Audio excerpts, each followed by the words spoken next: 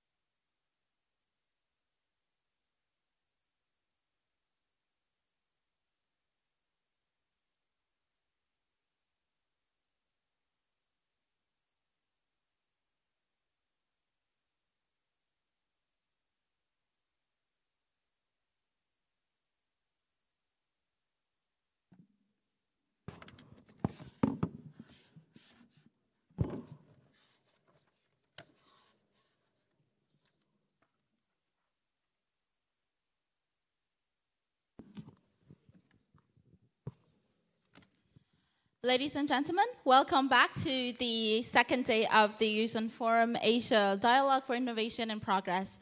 It's delighted that we see old friends and new faces, and thank you for joining us today. I know it is a trouble coming here because I heard it's a pouring rain outside. But thank you, thankfully you're here, and we're really delighted.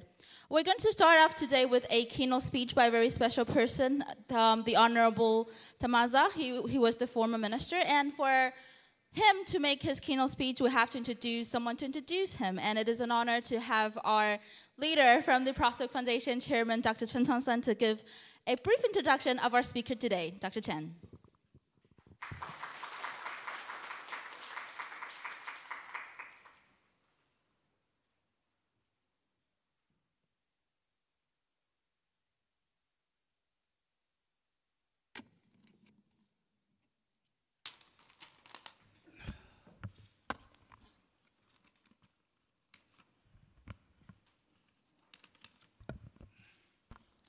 Good morning.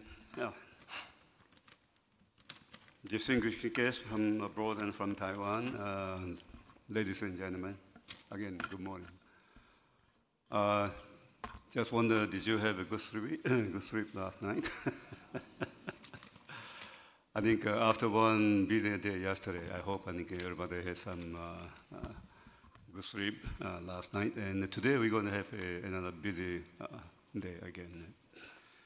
So, again, on behalf of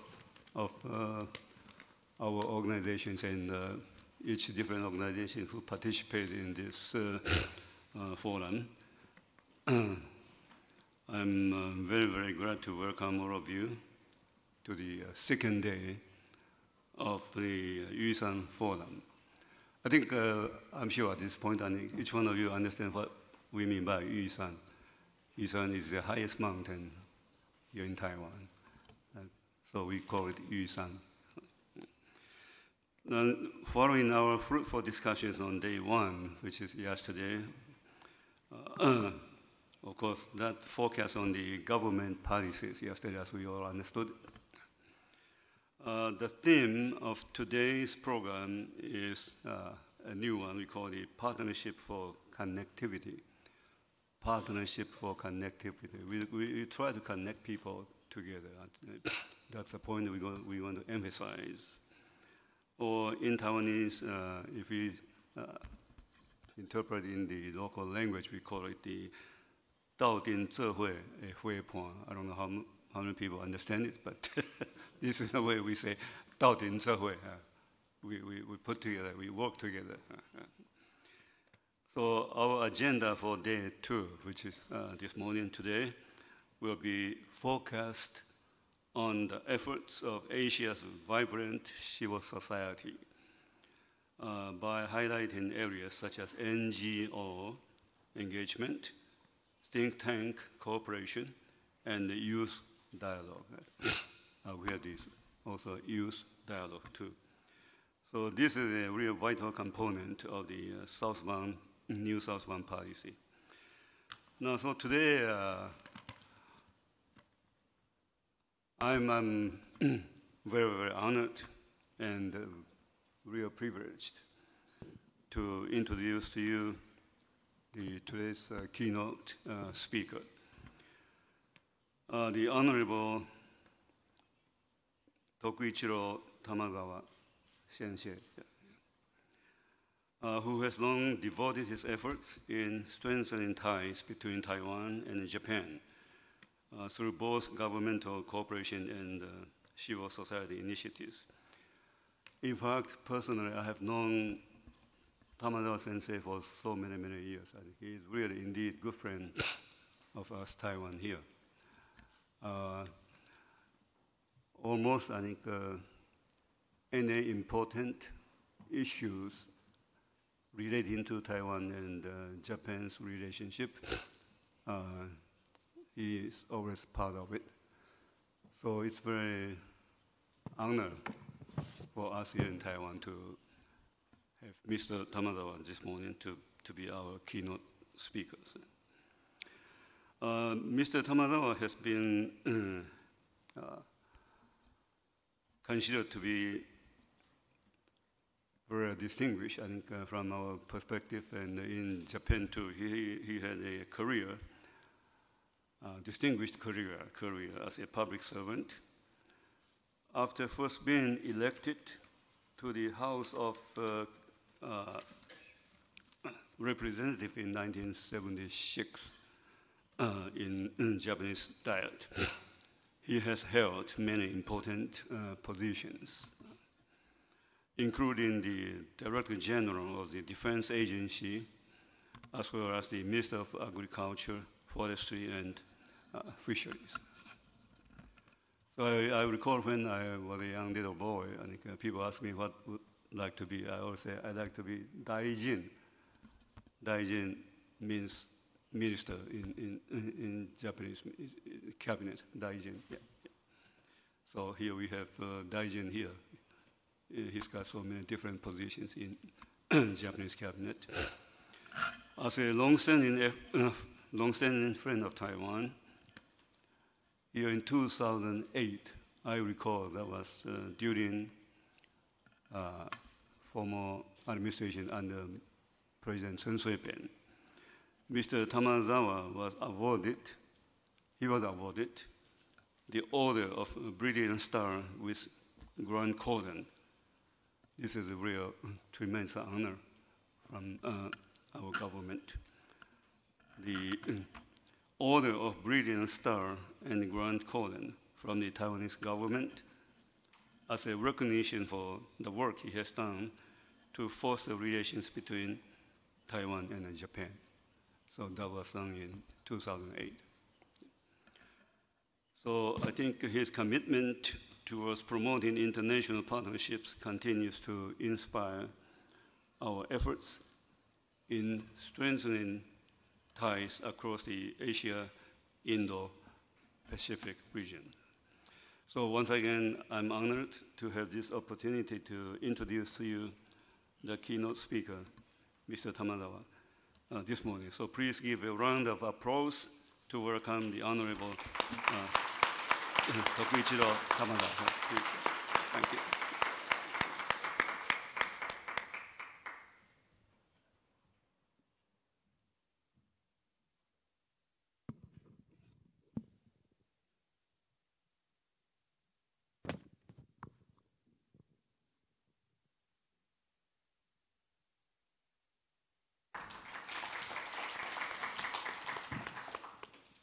新東山、議長並びにご列席の皆さん、おはようございます。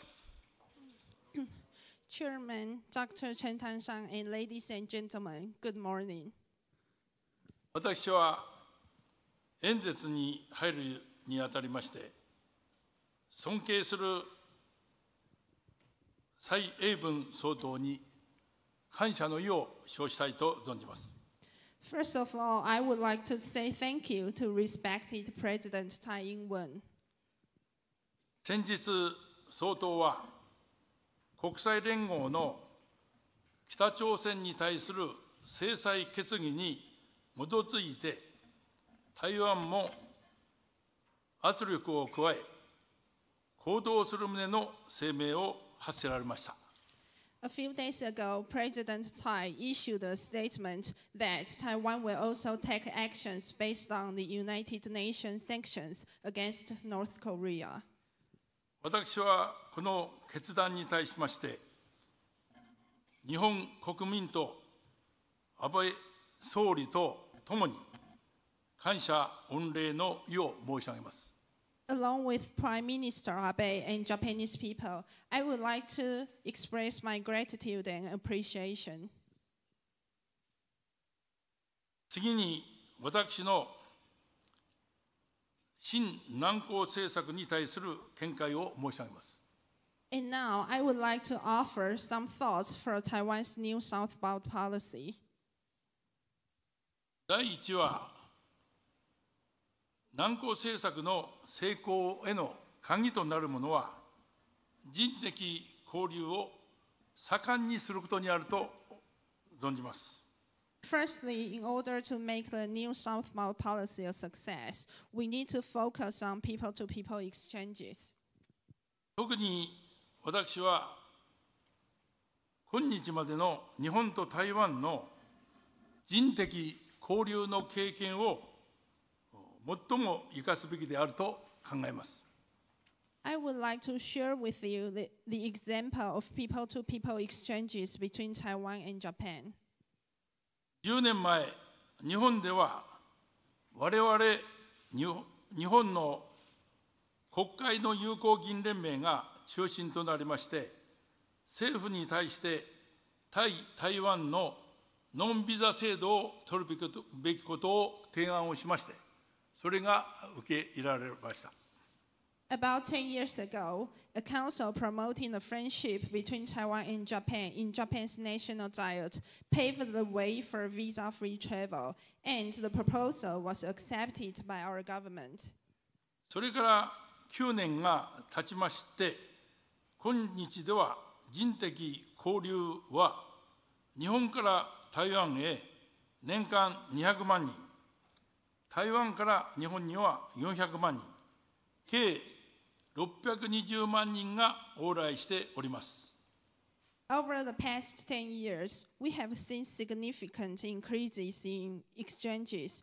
In 2016, Japanese people made 2 million visits to Taiwan, while Taiwanese people made 4 million visits to Japan, for a total of 6.2 million exchange visits.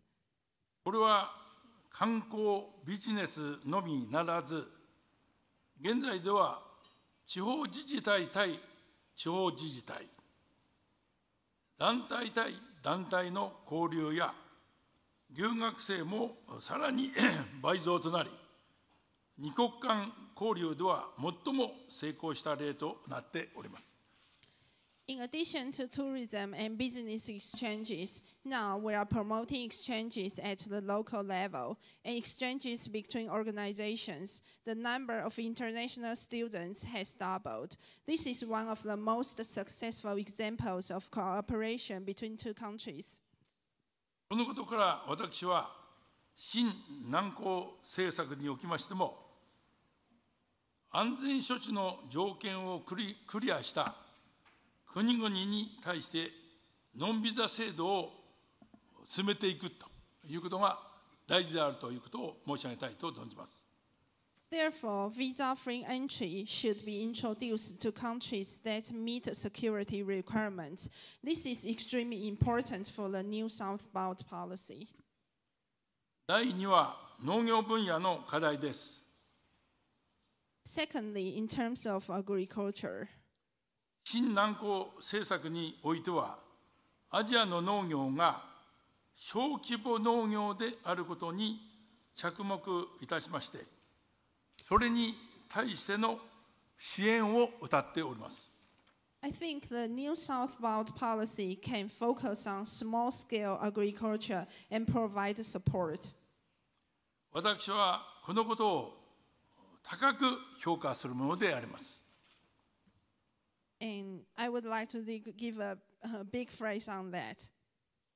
アジア各国においては、全産業に占める農業の割合はいずれも 50% を超えております。The production of agriculture industry accounts for more than half of the production in all industries. 豊かな農業の基盤なくして経済の発展はありえません。Thus, poor agricultural productivity will lead to poor economic development. 小規模農業であっても、消費者の支持する質の高い安全な農産物を目指していけば、大規模農業にも十分対抗できるものであります。Small-scale agriculture can be competitive with massive-scale agriculture if it can earn consumers' support by supplying safe and high-quality food. 一例を申し上げます。最近、台湾では日本の牛肉を17年ぶりに輸入を認めていただきました。Recently, Taiwan has reopened its market for Japanese beef imports. その時の牛肉の価格はなんと1キログラム日本円にして3万円の値がついたとのことであります。And the price of the beef per kilogram is 30,000 Japanese yuan. 大規模農業で生産する牛の数十頭分であります。この価格は。In the case of massive scale agriculture, you can buy thousands of cattle with the same price. これこそ日本の農民が今まで努力してきた飼育技術の差でありまして、それがこのような数字に現れておるわけです。Different price comes from different ways of cattle feeding, and the price improves that how much Japanese farmers made a lot of effort on cattle feeding. さらにまた、日本と台湾の農業分野での交流が深まりまして、共同での栽培技術の研究が進んでおります。More than that, Japanese and Taiwanese agricultural groups should advance exchanges and enhance research on farming methods by working together. 最近におきましては、日本のつまり温帯地方の果物である梨を熱帯地方の台湾で栽培することに成功しております。Recently, they successfully cultivated pears in Taiwan, which are actually one kind of temperate fruit. これは鳥取県と台中県の農協が協力したものであります。And it's the result of the cooperation between Japan Totally Prefecture and Taichung City. この品種の名前はなんと21世紀と申します。And the pear is called 21st century pear. 日体の農民の意気込みが偶然ではありますけれども、この名前に現れております。Maybe it's just a coincidence, but this name, which represents exactly the relations between Japan and Taiwan. 日本と台湾で養ってきた農業技術が21世紀のアジアの農業の発展に寄与する道がここにあります。The agricultural skills owned by Japan and Taiwan can be very helpful to the development of Asian agriculture in 21st century. 農業はまた食料の安全保障の観点からも極めて重要であります。At the same time, from the respect of food security, agriculture is also very important. 一国の命運が食料を断たれることによって決まりかねないからであります。A country's destiny depends on food supply. 歴史的事例を見れば、第一次世界大戦でスイスは中立を守ったため、隣国の大国から国境封鎖されることによりまして、非常な苦境に立たされました。Let me give you some examples in history. First, during World War I, Switzerland, a neutral country, suffered a food blockade instituted by neighboring countries. また、第二次世界大戦におきましては、日本の例を挙げます。海上封鎖された日本が大変な事態となりました。And the second example is Japan. During World War II, a sea blockade was imposed on Japan, and Japan was also suffering as Switzerland. こうした経験をしたスイスと日本はですね、このような政策をとっております。例えばスイスは、この時の経験をもとに、2年間の食料の貯蓄を義務付けました。Based on this experience, it has become an obligation to keep 2 years food storage in Switzerland. つまり、スイス国民は、味の落ちた3年目のパンを1世紀も食べていることになります。Switzerland people has the obligation to keep 2 years storage. 味の落ちたパンを100年間の間食べてるっていうことになる。3年目の。So Switzerland people has the obligation to no. Switzerland people. そう、3年目のパン。Okay, sorry. Okay, based on this experience, it has become one obligation to keep 2 years food storage. So Swiss people, they make bread that it tastes like the same like 2 years ago. Yes, as fresh as 2 years ago. これはユーモアです。しかし、国民の意思がそれを可能にしてきた。国民の意思、国を守るという国民の意思。Yes, but for protecting the country, and every citizen realize that they have the obligation to do that.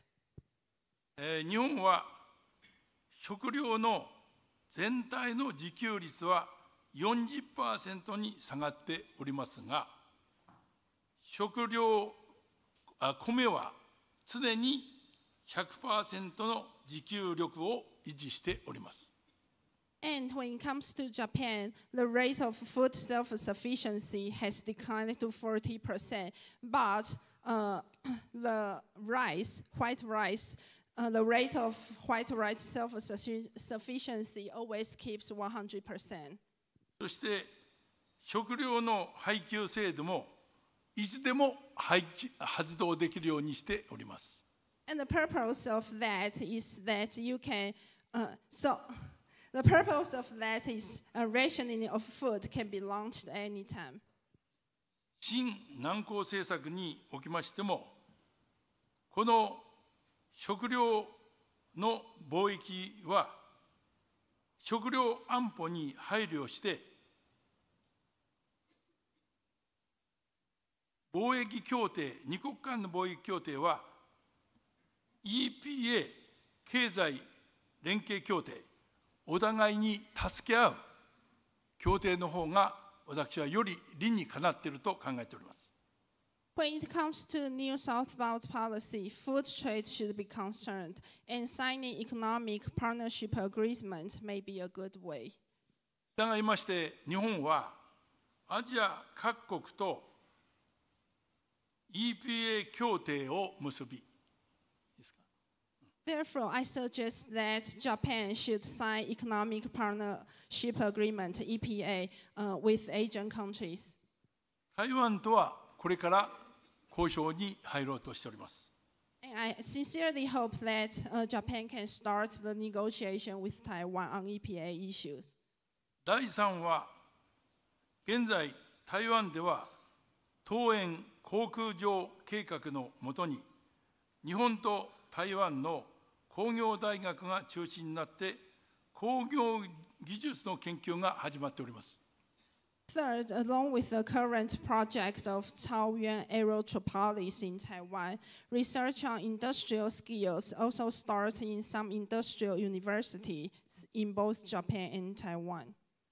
将来この計画が進展し、アジアの諸国も入っていただきまして、サークルの範囲を拡大していくならば、工業技術の開発が進み、アジア諸国の工業化に大きな貢献ができるものと確信するものであります。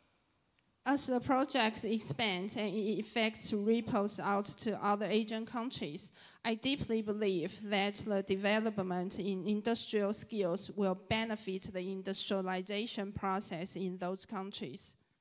最後になりますが、新南向政策を推進するにあたって、最も大切なことは、人権を重んじ、自由と民主主義、国際法を守る価値観を共有することにあると存じます。Last, while promoting the New Southbound policy, the most important thing lies in common shared values that attach importance to human rights and protect freedom, democracy, as well as international laws. 私が最も尊敬してやまない李登輝先生は、民主主義が実現しても、また独裁に戻ることもあり得るのだと計画を発しております。Former President Lee Teng-hui, who is my most respected president, he once said, even if democracy is realized, it is still possible to go back to autocracy. 我々は自由民主主義社会が常に独裁主義の挑発挑戦を受けていることを忘れてはならないと存じます。We should always remind ourselves that democracy constantly faces challenges from autocracy. 日本と台湾、そしてアメリカとともに共通の価値観を有するアジアの国々と連携強化して、この挑戦に対して戦い抜き、アジアの平和と繁栄を確保して行くべきことを最後に強調して、私のスピーチといたします。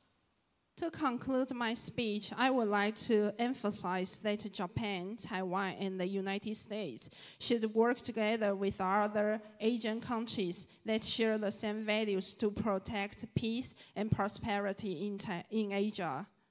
ありがとうございました。Thank you for your attention.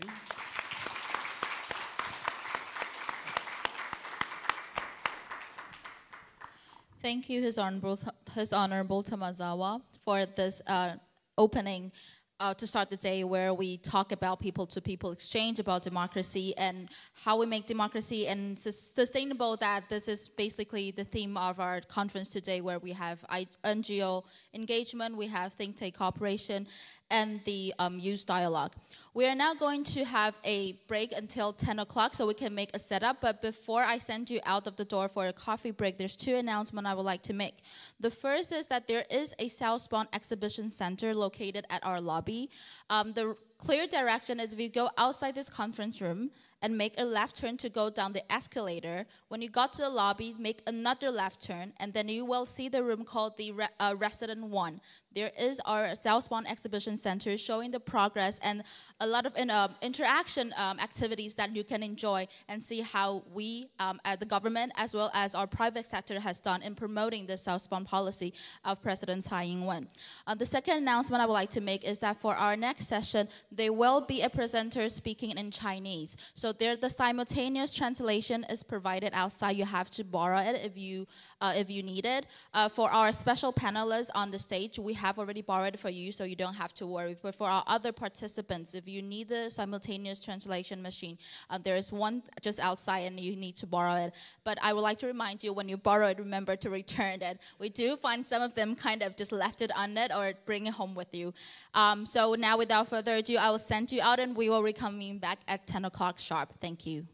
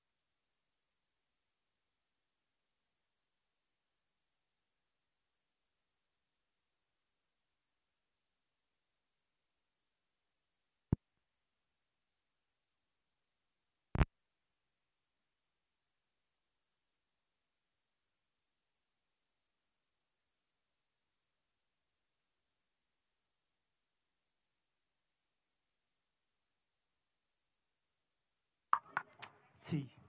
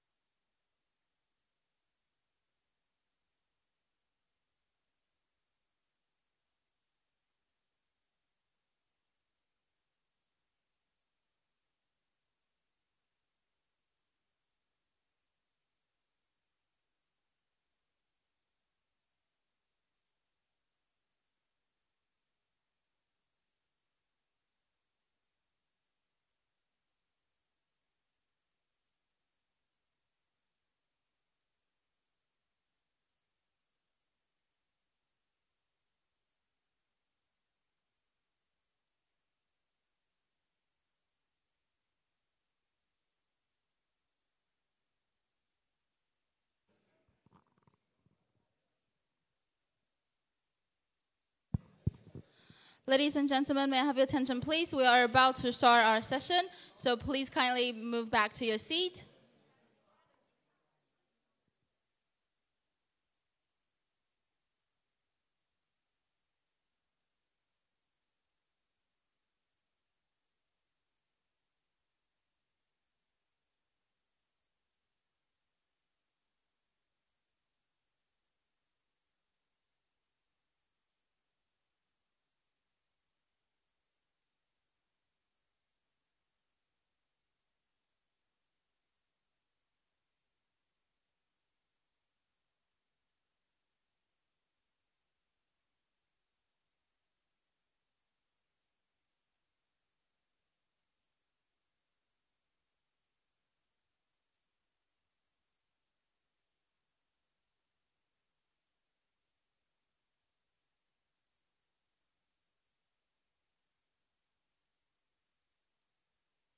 Ladies and gentlemen, may I have your attention, please? Welcome back as we are starting officially our first session for the day, which we're going to talk about NGO engagement.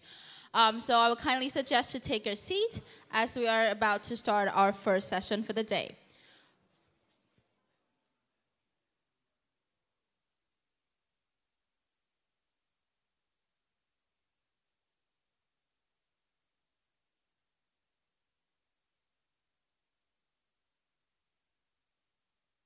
Ladies and gentlemen, welcome back. I would like to remind you, if you haven't joined us, if you just joined us, there will be a speaker in this session speaking in Chinese. So if you need a simultaneous translation, there is a simultaneous translation machine outside that you can borrow. But once you borrow it, remember that you have to return it once you leave this conference room. You do not want to bring it home because we do not want to chase you down for that. For our panelists on the stage, there is a simultaneous translation machine ready for you, so you don't have to worry about it. There are a couple on your desk as well, so you don't have to bring it when you come up to the stage. For this session on the NGO engagement, we are going to talk about enhancing NGO and private sector's partnership in international development. As one of our speakers that we have mentioned before, private sector's involvement and NGO involvement in promoting the New Southbound policy is very, very important. So we are really glad that you're here to join us. So I would strongly suggest you to quickly take your seats so we can have the session in order as we are waiting for our moderator to come back, but I'm sure he'll be here in no seconds.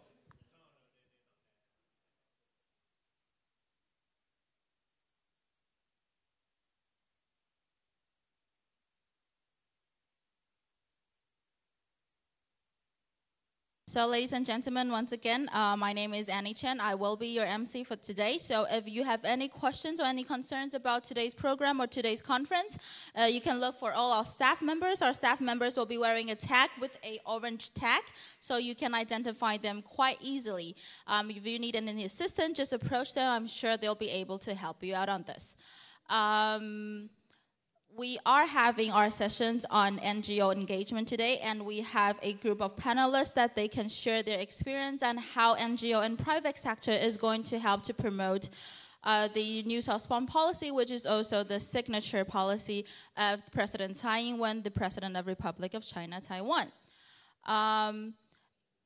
We are glad that you are here to join us today, and especially when it's pouring rain outside. So we're just waiting for a couple moments that we have still a couple last minute people to doing the registration, and then we will start our session quite soon.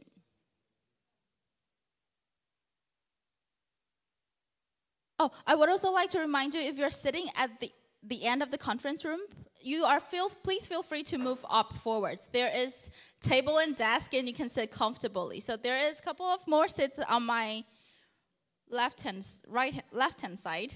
So please make sure that you can move forward. They're all empty seats. Nothing is reserved today.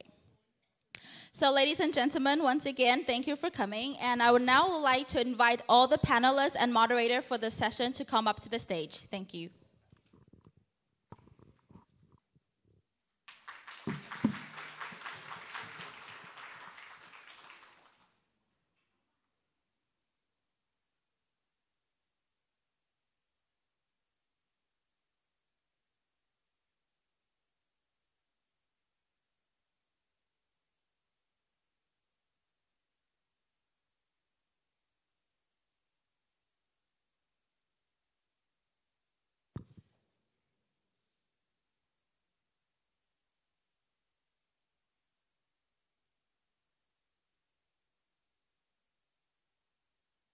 Ladies and gentlemen, it is an honor to have our moderator, Dr. Xinhuang Michael Xiao, the Senior Advisor to the President of the Republic of China, Taiwan.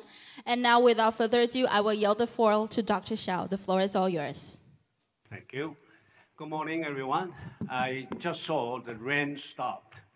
So that means to welcome our session. And you made it, and I made it. It's just very important. And those people who are not supposed to come will not make it anyway. So this is very important.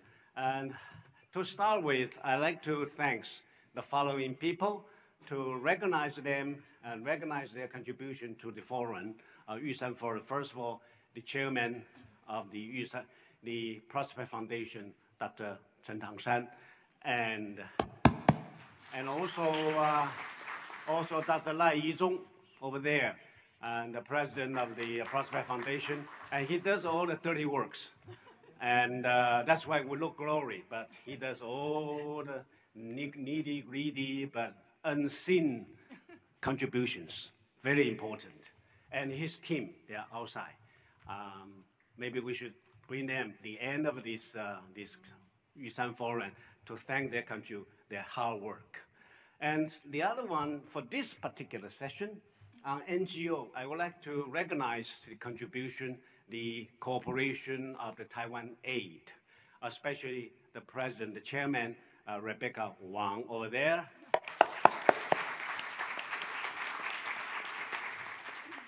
Because of her willingness to mobilize her federal association's membership to participate in this forum, and also the association's allies in New Southbound policy countries, so that we have a great distinguished panelists here to share their previous already made corporations. So New Southbound policy to NGO engagement is not born today.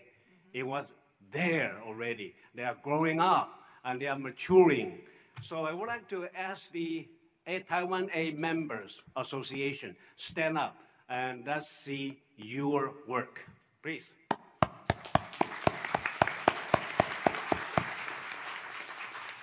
They are not just individuals, they are the collective efforts. And they have been in many countries in New Southbound policies, way ahead of the government initiative. So very important. So we are trying to examine the great contribution they have made. And we look forward to the many, many more and greater contribution in the years to come. So, and can I see Miss Li Lihua? Is Miss Li Lihua here? Oh, yes, yes.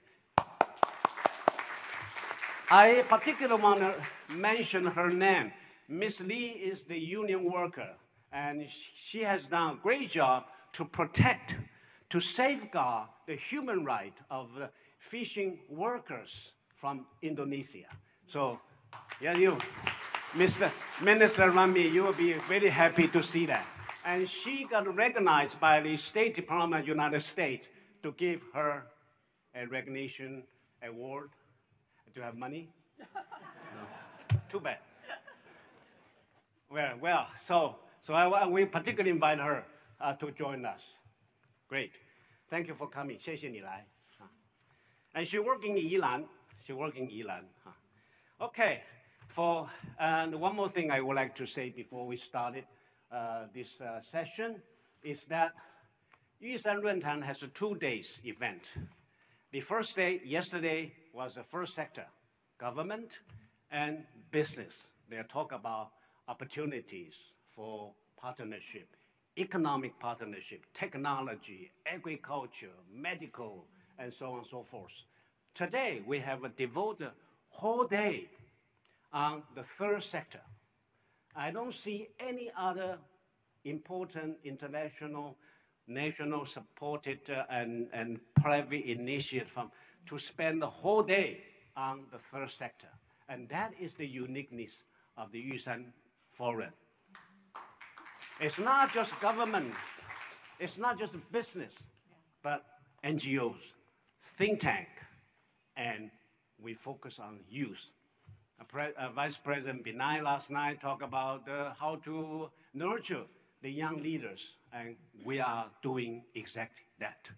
So this is a very important, and we hope we have a very successful, fruitful day to talk about how the third sector, NGOs, think tank, youth organization can help, can facilitate, can deepen Taiwan's government's policy on Southeast Asia. Okay, so we have a very distinguished panelist. I will make a very brief introduction. For your information, on page 62 of the booklet to 69, we have a very detailed description of the distinguished guests, distinguished panelists. And I will introduce them to you in a very brief way, in the order of the presentation. On my right is Dr. Nina Gao. She's here. Let's welcome her. She's the Executive Director, Taiwan Alliance for International Development. That's Taiwan Aid. And she will represent Taiwan Aid to speak how they have done. And if you haven't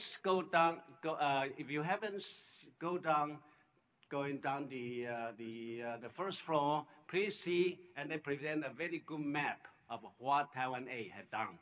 And I'm sure she will show us too. And the second speaker is on my left, Honorable Hideka Wakabayashi. And he is the Secretary General, Japan NGO Center for International Cooperation, Japan. And number three,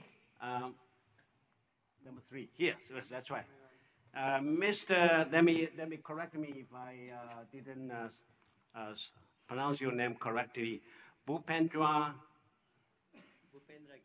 Gimiri. Yes, correct. That's what I wanted to say. Which one? Bhupi, that's easy. Yes, okay, Bhupi. Founder and chairman, Volunteers Initiative Nepal. And this is your national costume. Great, look good. Good, thank you. And on my left again, Mrs. Vinama Brito. She's a founder, Sikh Foundation, India. The detail she will share with you. And number five, Dr. Niven Huang, and I have known him for a long time when he's involved with the sustainable development business, or business for sustainable development. Now he's the general manager, KPMG Sustainability Consulting Company Limited, Taiwan. And he will share with you how the private sector, the second sector, to work on the sustainable development. Thank you for coming. And number six, I'm right again, right, left, we are balanced, you know. Mr. Marcos Lovakovic, right? Correct, Lovakovic. Managing Co-Director, VUFO NGO Resource Center in Vietnam. And apparently he is not Vietnamese, but he works in Vietnam and for Vietnam. That's important. Welcome. Number seven, we have a friend from Myanmar, Dr. Thap Uk, right? I met him yesterday, so I asked him how to pronounce your name correctly. Na is Uk, okay. It's a founder and managing director, Eden Center for Disabled Children in Myanmar. And as you all know, especially local friends, Eden Foundation, we have one Eden Foundation here. Their Eden Center has a very close relationship with Taiwan's Eden Foundation, and they have a joint effort together. And this is a vivid case of partnership. Last one, but not the least, Mr. Xian Wenju over there. He's another case in point. He's a private entrepreneur, but he turned into a philanthropist and tried to work with NGO and sponsor NGO.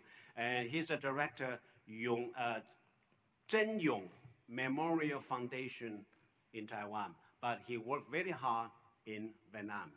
So, and later Mr. Xian was speaking in Mandarin Chinese, and we have a translation for you at your service.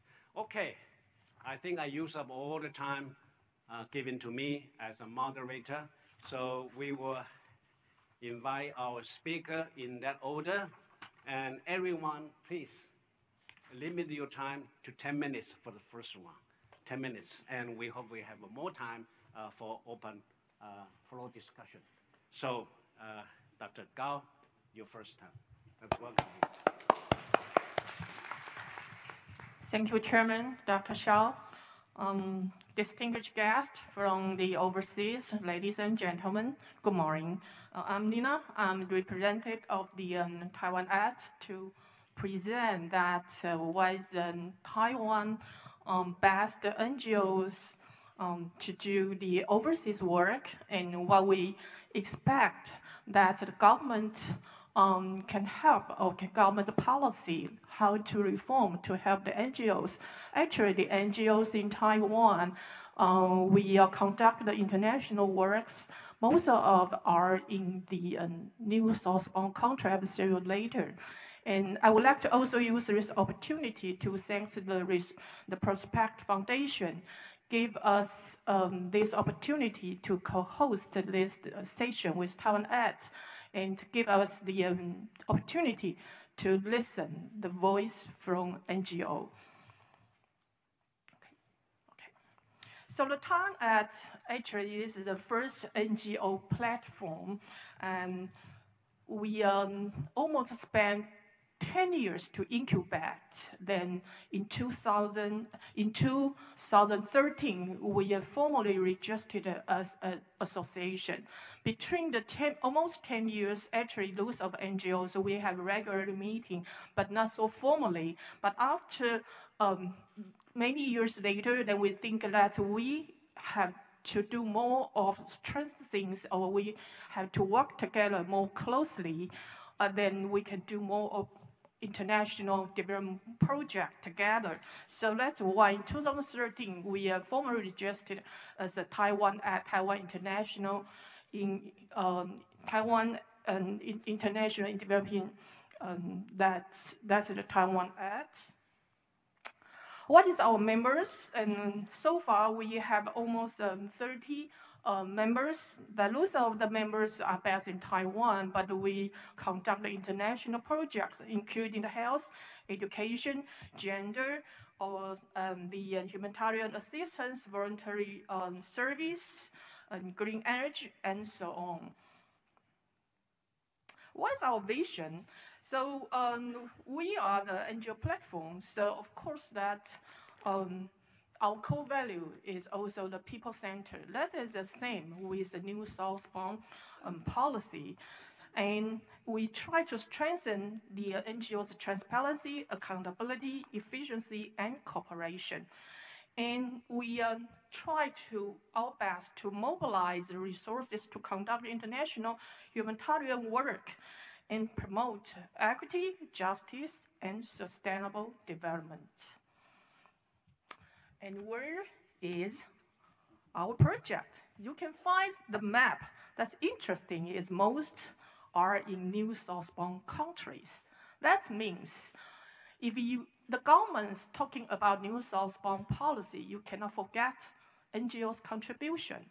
And in the future, I hope that governments can put more of resources in NGOs, because NGOs actually, I think we have more than 200 projects in lots of the countries. The power of NGOs, we cannot neglect it.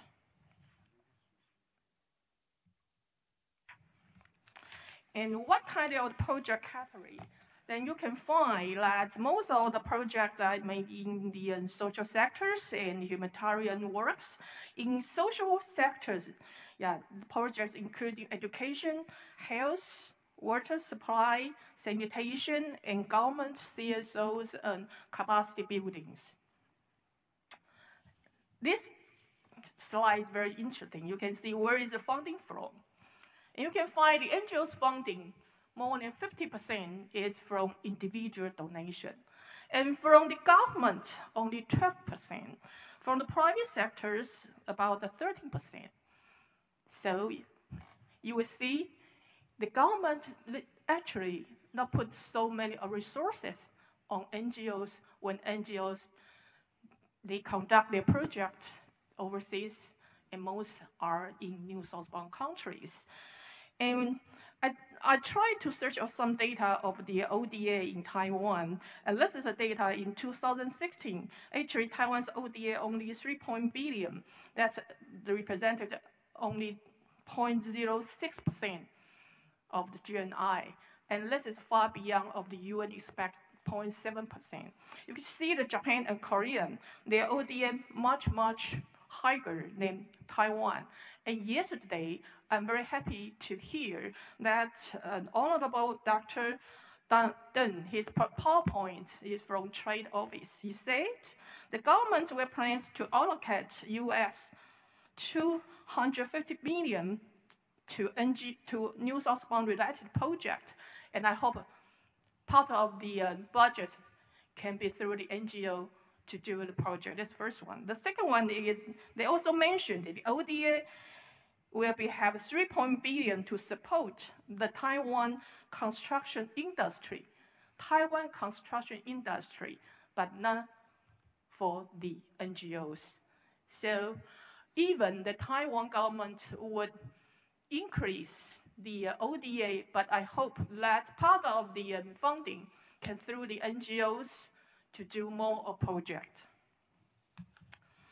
And so what we expect government funding allocated, this is the data is from the survey that will be funding by the MOFA to give us the funding to do the survey of the NGOs.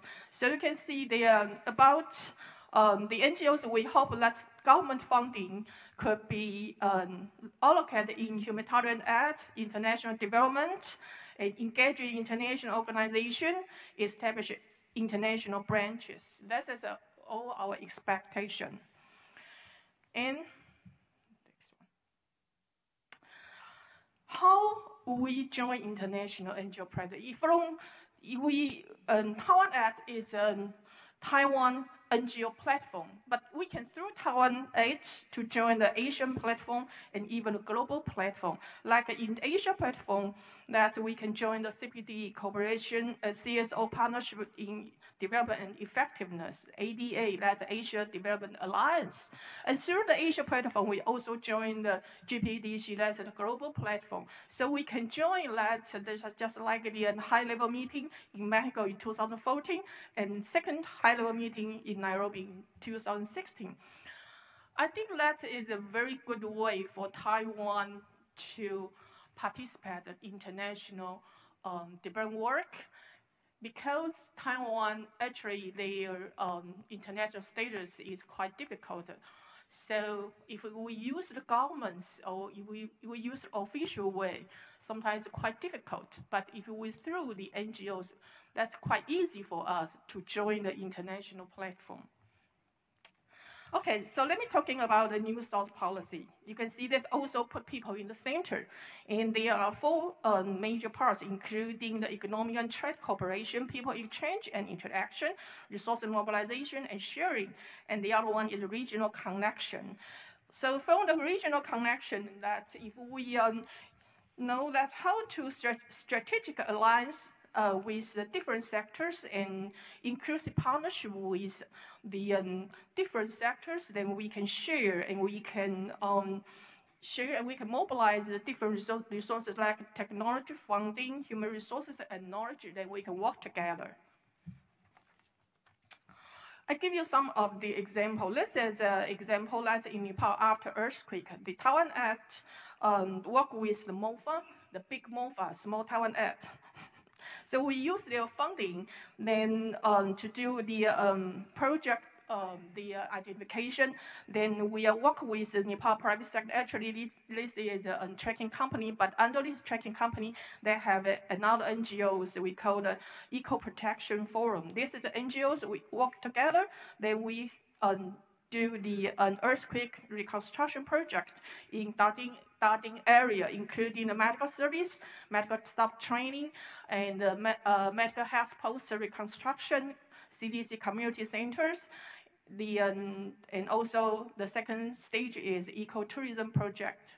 And now we also have another project with our Nepal friends. I think he was to share with this later on. The other example is we're working with India, but then we want to show you more detail. And this is the example is quite interesting. Is we also working with the MOFA, and actually this is in the Qinghai Culture and Trade Office. Through their help that we can link with the Indian private sectors and Taiwan private sectors that have branch in India. So we work together to do more of the work in India, including the medical service and the other works. Then we have worked together to fulfill the social responsibility. And because I'm working, even I'm the director of the Taiwan, but my the other work that I'm working at the hospital. They give me the salary, but I do the voluntary work in Taiwan. And in hospital size, of course, we can provide the medical service, but we also can provide the different trainings and professional trainings and the smart hospital construction consultation, hospital management, international accreditation consultation. And this is the hospital we can do. So we also can link the Taiwan, the private sector and Taiwan industry, like the medical industry, ICT, pharmacy company, to work together in India. This is a kind of the linkage to link the Taiwan private sectors with NGOs, with government. All the partnership together, then we do the project. So you can see this is a picture. Then we work with the SIG Foundation and the other foundation we call it Beyond Foundation. This is a Taiwan business company in India. So we work together. The example is in Vietnam. We are also working with the Vietnam, one of the Taiwan company. One Taiwan company, then we work together and also link with the Vietnam Medical University to do the work in Vietnam. They tell me this time is up. Okay. So this is a Taiwan company called the Sinmark Group. They have their hospital in Vietnam. So we provide the consultation from the hospital design and construction, and also the training. The most important slide is the two slide. This is we would like to give some of the recommendation for the government when they think about the new southbound policy. First one, of course, increase ODA. But we hope that ODA not only increasing, that ODA can allocate some of the part of the resources to the NGO. Through the NGO, we can do more work. And the other one is very important. We hope that the ODA will be very transparency. And the ODA, all the ODS will through the projectize. Okay. The second one, we hope that the International Cooperation Act can be reformed, because now we even have this act, but the act they have some of the items. They said that all the funding has to through the ICDF, the International Cooperation Development Fund. This is an NGO under the MOFA. This is their priority. But I think in Taiwan we have a lot of NGOs, not only through the ICDF, the ODA, the fund also can through the NGOs.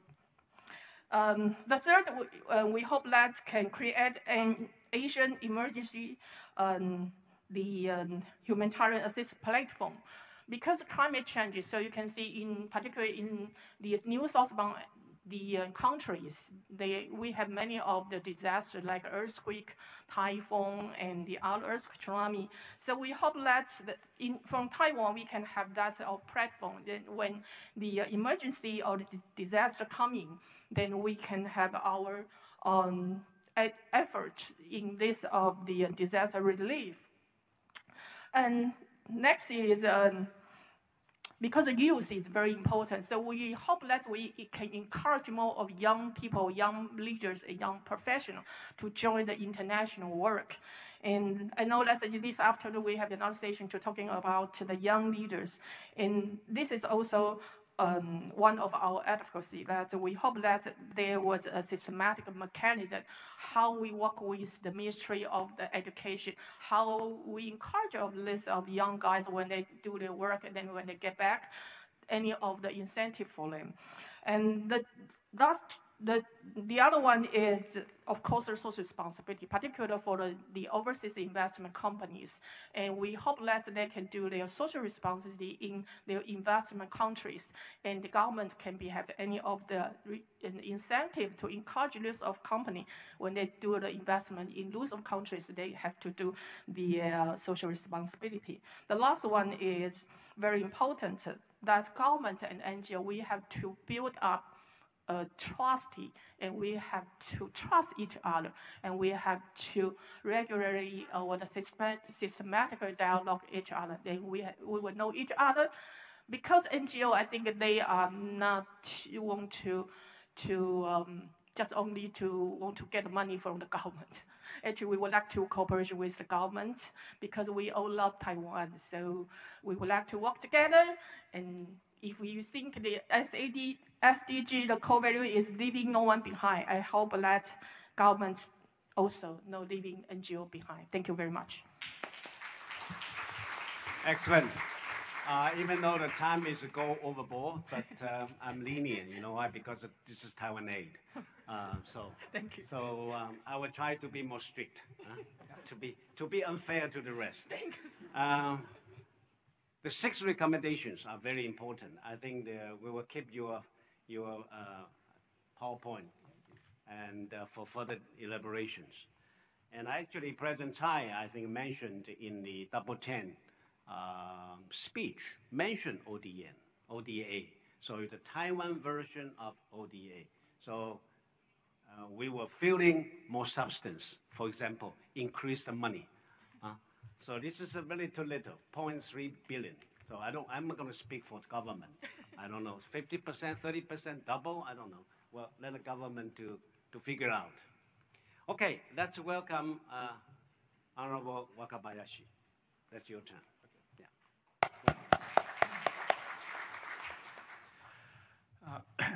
Chairman, thank you very much for your introduction. I will try to keep my presentation within 10 minutes. Thank you. That's fair.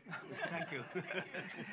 Okay, today I would like to talk about enhancing partnership between NGO business in achieving SDGs. Yes. I was very much surprised that almost nobody talked about the SDGs yesterday.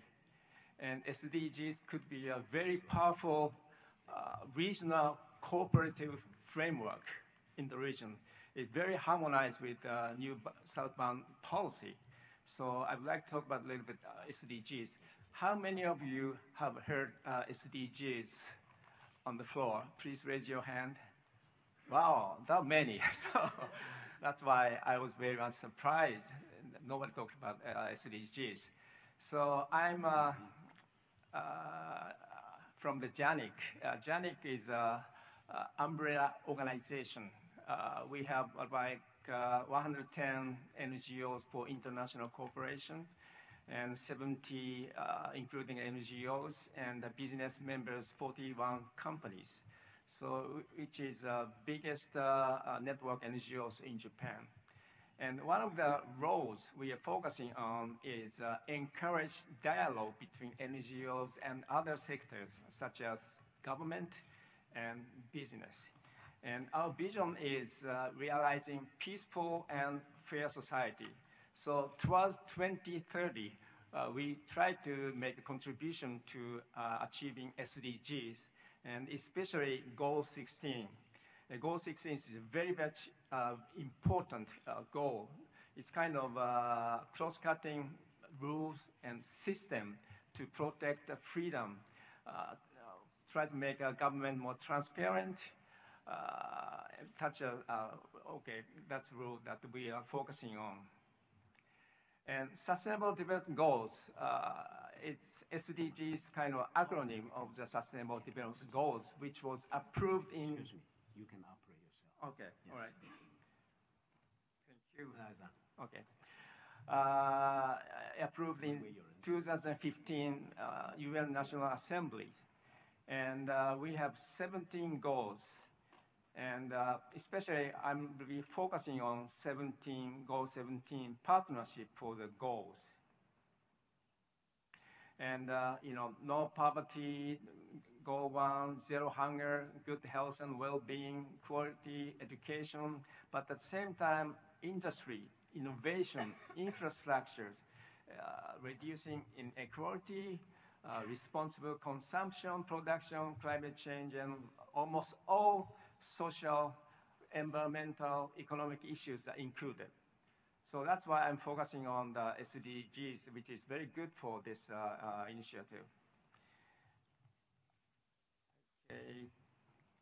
All right.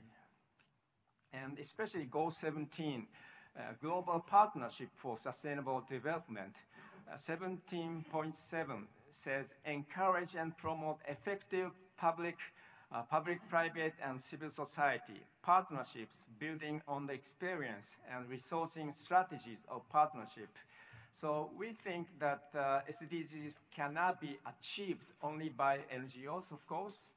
And at the same time, Japanese NGO think that, realize that important role of business sectors to achieve SDGs. So SDGs is, you have to work on the domestic issue, at the same time working on the foreign issues in abroad. So I think, for example, a Japanese company could work with NGOs in Taiwan. It's kind of no boundary between the domestic and foreign issues. So I think it's kind of a game changer for cooperation in the world. That's my point. And this is a survey of the Japanese company, more than 1,000 big companies. One of the agency have conducted a survey. And in June, it's very new, and more than 1,000 companies have been conducted. And already 30 point... Sorry, you want me to help you? I'm looking at my presentation. I forgot to change.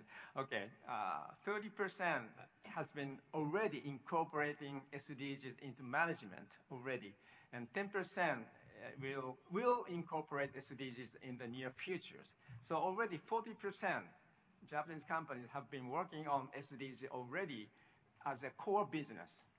Try to tackle the social issues, which could be a business chance for cooperation. That's why SDGs are very important, even for the company. And 31.7, considering the possibility of incorporation, which means that about 70% of corporation might work on the SDGs in their core business towards 2030. And then in which NGOs could work on with cooperation. And working in partnership should not be the purpose. It should be means of achieving the purpose. So working in partnership doesn't mean anything. Working in partnership means that achieving the purpose. Then at the same time, we have to keep our independent position in which we could criticize private sectors when necessary. We are NGO, civil society organization. We have to play a role, kind of watchdog at the same time. But at the same time, we have to, cooperate with private sectors at the same time. This is very important. And within JANIC, we are trying to promote NGO business cooperation, holding SDGs. Again, I'm sorry that I forgot. All right. Holding SDG seminars and training mainly for NGO and civil society. And the number 2, NGO Business Cooperative Network within JANIC. We have about 25 members and NGO members 30, holding a regular dialogue for members between NGO and business, identify issues possible to address and cooperate within NGO and business. And also, number 3, UN Global Compact Network Japan. I'm a board member of Global Compact Network Japan from the civil society organization. And have you heard the Global Compact? Yes, it's one of the biggest corporate sustainability initiative. And I'm a board member. So I'm trying to bring the NGOs into the Global Compact so that they can meet cooperation in the Global Compact, then they could work together. So this has been very workable, and I think it's been successful. I think those 3 is one of the tools that we've been working on. So conclusion, SDG is a kind of common goals, values to be shared by all the stakeholders. Oh, sorry, too far. Yes, including NGO and business sectors. And role of business sector in order to achieve SDGs become bigger and bigger. And SDGs could be a key driver to accelerate a partnership between NGOs and business sectors. And for business sectors, NGO could be a navigator to guide SDGs and a partner to solve the social issues to achieve SDGs. So again, I would like to stress that the SDGs could play a very important role to facilitate the regional cooperation and strengthen the relationship between the NGO and private sectors. Think, why not use? Please don't miss this kind of opportunity to use SDGs. Thank you very much. 10 minutes? Great job done. You are done in 10 minutes. Okay, good. Wait. And follow, huh? Everyone. Follow. This is a good example. We should do that. And then we have leave times for floor discussion. I think Japanese experience can be learned from Taiwan to go through the Southbound policy, new Southbound policy on the NGO and business partnership. But I think here important from Wakabayashi-san's speech is that NGO should be considered as a navigator. I think the navigator, to navigate the business orientation to the non-profit activities. So I think who is the leading force? I think who gave the idea, who inspired NGO? But we certainly appreciate business. But business, because you have other things to do, make money and fulfill social responsibility. But we will guide the business to do more than that. That's very important. Now, let's turn to Nepal's cook story from Bhutan. Bhupi, yes. Thank you, Michael. Oh, sorry. Namaste, everyone. Hope you are not too bored.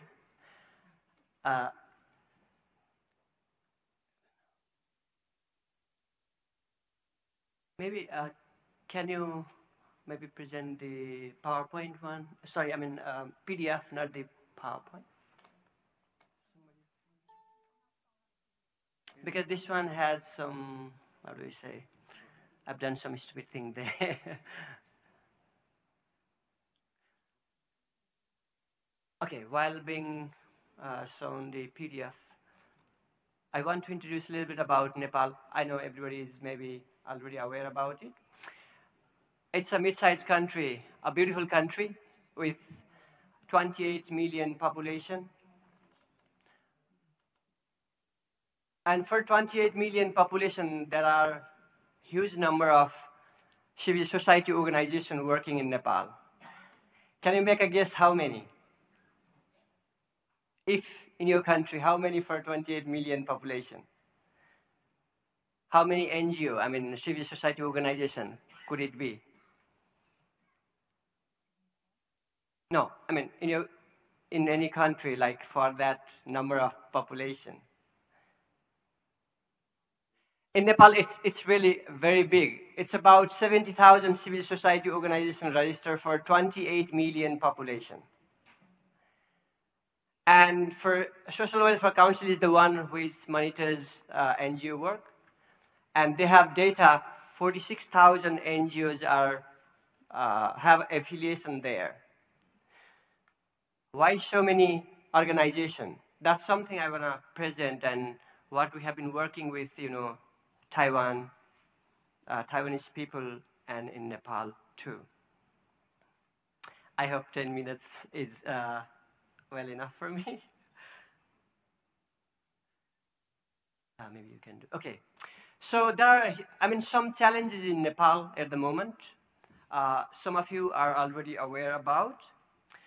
The first issue is poverty. You can see from the data, 25% population is below poverty line. Also, we are at risk of, climate change. It's a big, big impact in Himalaya country. Lack of education. Also, maybe you can imagine our first university was just 57 years back. And from there, you can understand how well, education Nepali people might have received. So many still people are illiterate. There is a huge disparity between male and female literacy rate. Many teachers are still not trained or undertrained. Another big issue for many organizations to get involved in Nepal are health, hygiene, and sanitation. Imagine, in this era, a family does not have toilet. Many families still do not have toilet. That's the area for sanitation for us. Many NGOs are working. Another huge challenge we are facing is gender and social discrimination. It's the issue maybe in many places in South Asia, not only in Nepal. We have huge, and we are working on it. By law, it's a punishable offense. Nobody can discriminate, but you can see in practice still. And caste is still a big issue. That's why also, in society, we are working in awareness and education. The major issue we have is political instability. Like in other countries in the world, we had a big and long, like about 10-year conflict. And in 2015, we declared our new constitution. So it guarantees minority rights and many other things, but we have to implement it and we have to practice it. It will take some time. So we have started through the local election, we have started doing that.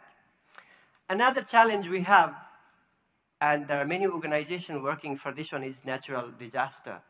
You might be aware the earthquake, the massive earthquake in 2015, which killed over 9,500 population. Over 1 million families still do not have homes. Over 7,000 schools were destroyed. Even not 10% of the reconstruction work done. And if done, it's the NGO sector, but there are always blame from both sides. Government says NGO is not working enough, and NGOs are saying government is not giving enough direction. So it's again about the partnership, so how it works. We have other challenge, like out of 28 million, 5 million young people between 18 to 40 are abroad, especially in Gulf countries, because there are no, job opportunities in the country. So we are the country at the moment, like running through the remittance. Our GDP, anybody knows? Nepal GDP? Very tiny, just $24 billion. You can imagine how 28 million people living with $24 billion GDP. So it's very tiny economy. But out of that, 20 to 25% is from remittance, our young people earning from, abroad. So at the moment, we are also suffering from this sort of brain drain, a huge problem. That's something NGO sector is working through small entrepreneurship development and everything. I want to take opportunity to just introduce ourselves right now. What, as an organization, VIN, Volunteers in State Nepal, doing. This is our vision. I don't want to explain too much. You guys have been working a lot, and you know what vision an organization can have. That's what that far we could see. We are trying to bridge gap between the organization who are working directly with the aid sector and volunteering sector. So we try to do both.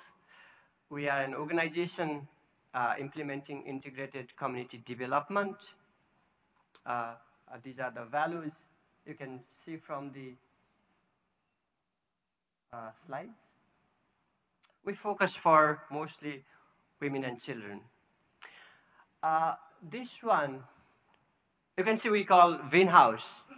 So we are working for marginalized communities. Who these are marginalized communities? We have defined, for every country, it's a relative term, and you can see that way. So in Nepal, we have defined those areas, and that's where VIN works. We believe it's only possible through integrated or holistic community development approach. That's what we do through education, health and environment, economy, and basic infrastructure. As a foundation, we have 6 major programs, like women's empowerment, youth empowerment, children's development, public health and medical care, environment conservation, disaster response and relief. We try to tie our goals with the Sustainable Development Goal, which our former speaker already mentioned about.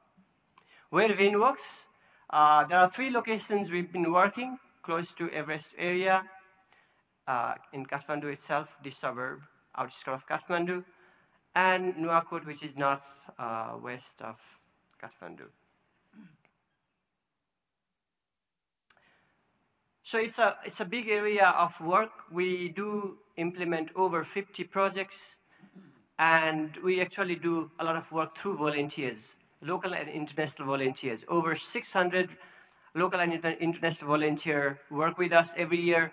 Out of 600, like 20% of the share is from Taiwan.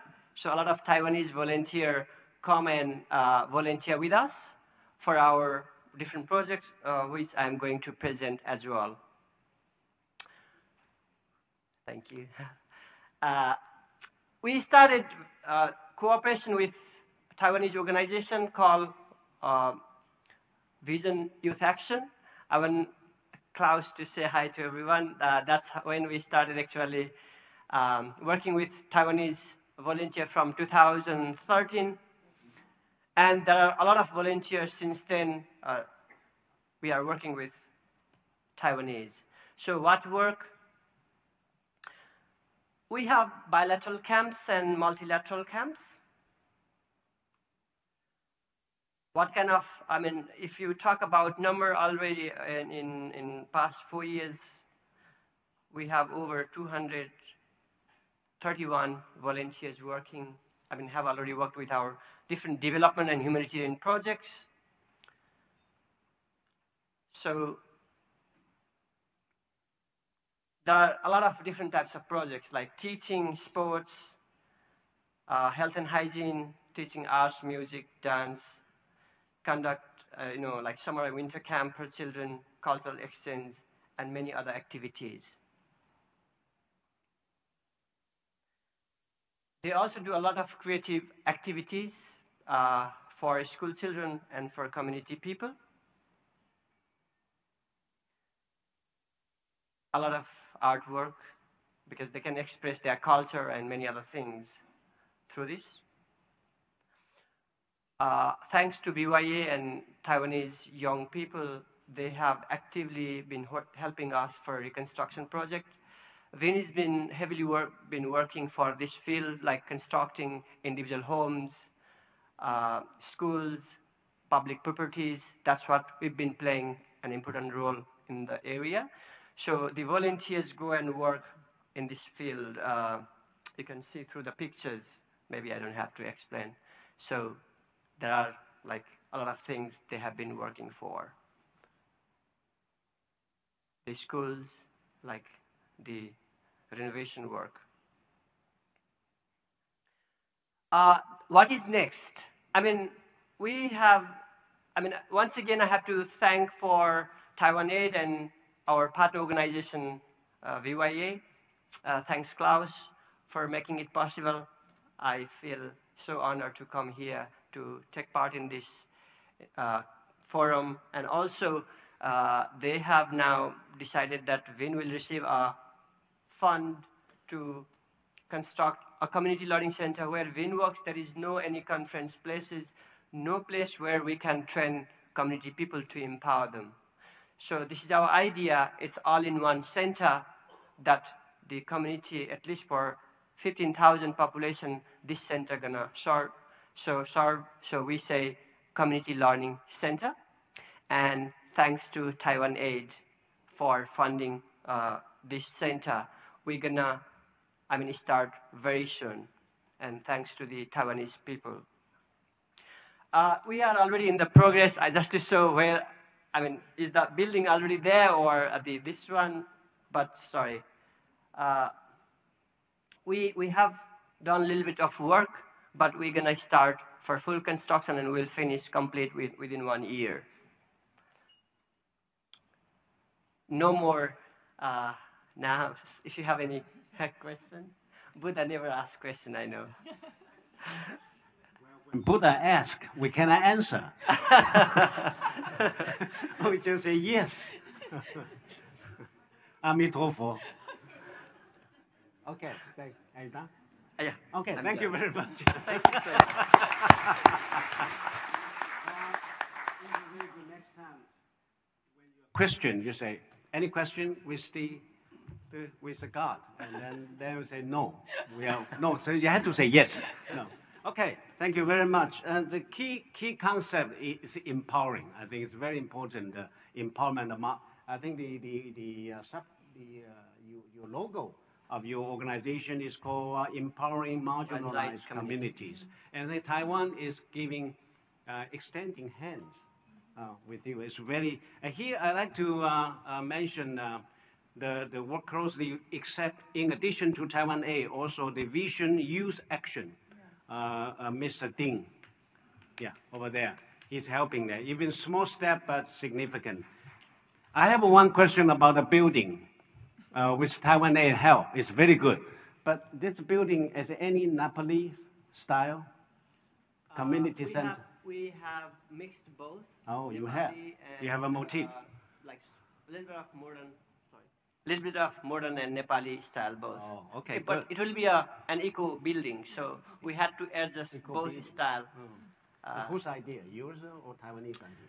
Our idea. Good. Everything is local idea. You have your own we are a idea. local organization. We work with the partner around the globe, but we are local organization, and we only accept partnership if the partners accept local reality. Yes, very good. Thank you very much. And you also keeping on time. Okay, now let's move to number 4, Mrs. Brito. Yes, welcome.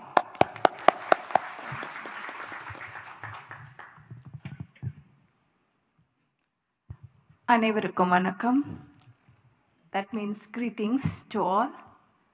And thank you very much for being a part for this forum.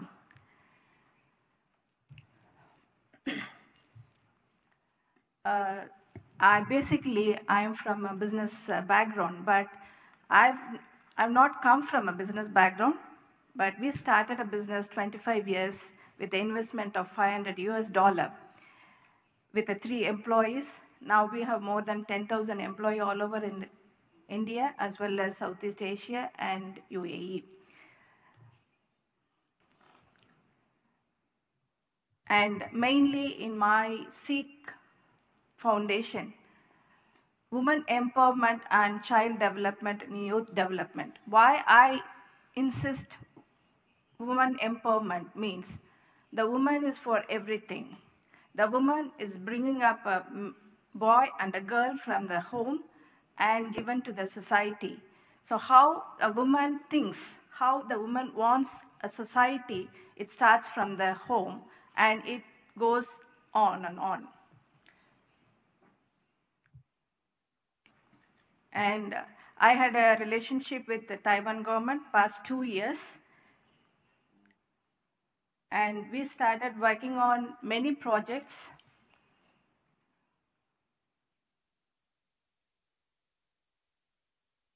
And I have to thank this moment, Charles Lee, the Consulate General of Chennai, because we met him during the Singapore National Celebration Day, and we had a chat.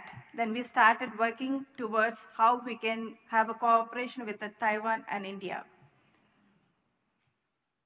And we have a MOU with the Tsinghua Hospital, and we started working with the past 2 years, helping downtrodden poor. And last time we have did only in Chennai. This year, we have done almost 5 cities and worked with almost 850 poor people. And these are all the things that we are developing. And we are sending through SEEK to attend all these conferences. And I'm also doing it in Chennai, that accumulating all the conference, who are all attending the conference, and spreading the matters to the youth and downtrodden people. And we have started the Mandarin Chinese in our school. And we are doing, and we have generated the internship program for Taiwanese youth and school children.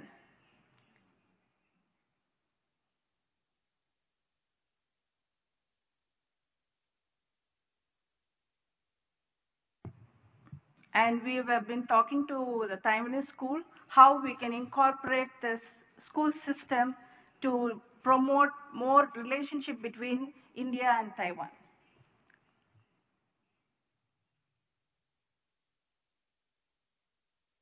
And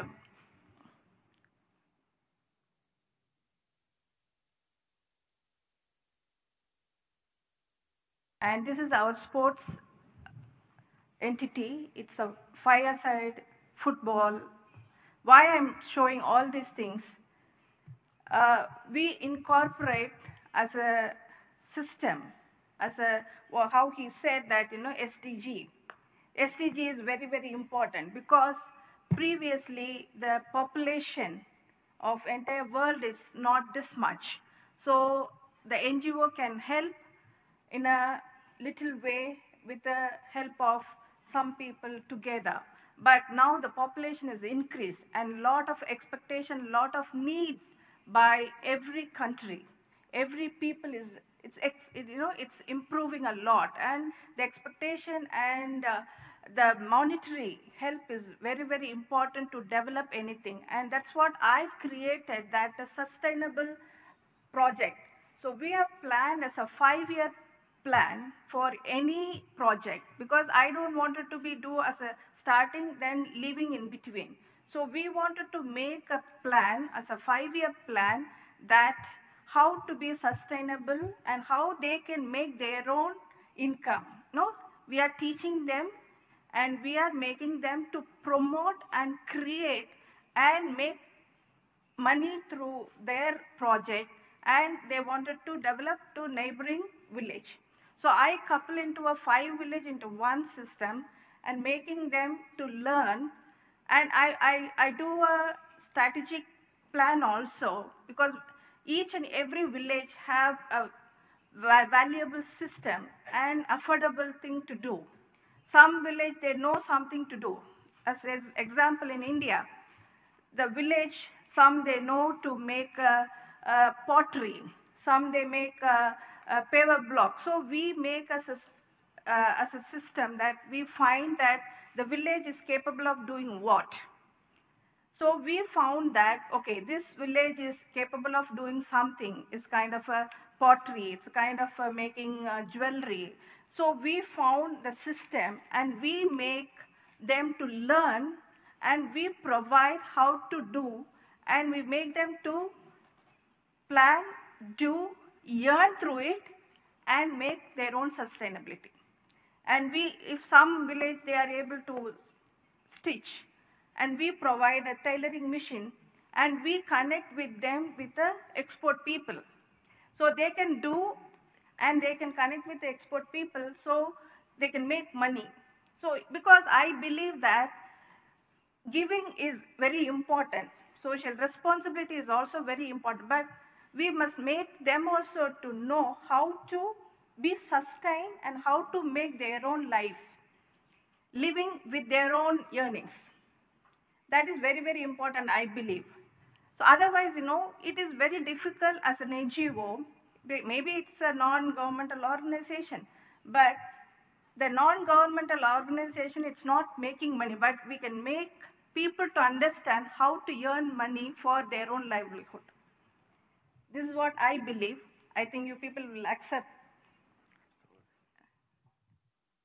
And why I've started this, and because I'm running a school for 20 years, and I'm moving with the young children that is age up to from 3 years till 28 years. So what happens that I've started understanding to promote from the youth and from the childhood. So they should learn how to be as a responsible person for the society. That is very important. So we made it into a 3 sector.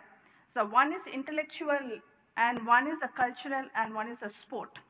So everyone is different, and everyone is unique. So we need to find out the strength of individual and the weakness of individual, and tapping their strength and making them to do for themselves, for others, it also matters a lot. So this is how we work, and the same system. The children from the school of mine, because I have 4,000 children studying in my school, and I've been connected with 85 schools in and around in Chennai.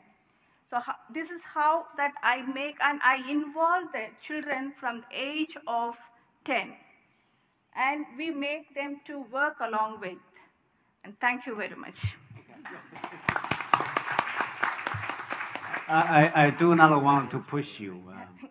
But this is another very successful case at how a profit organization, because for your information, Brito family own a very successful logistics business, right? As I was told. Yeah. And how this company profit turned into non-profit. And I just quote Wakabayashi-san's talk.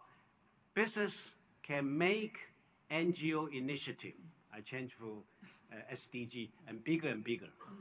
But then NGO can make a business to get into the non-profit, but the non-profit, the profit can make a non-profit bigger. So, right?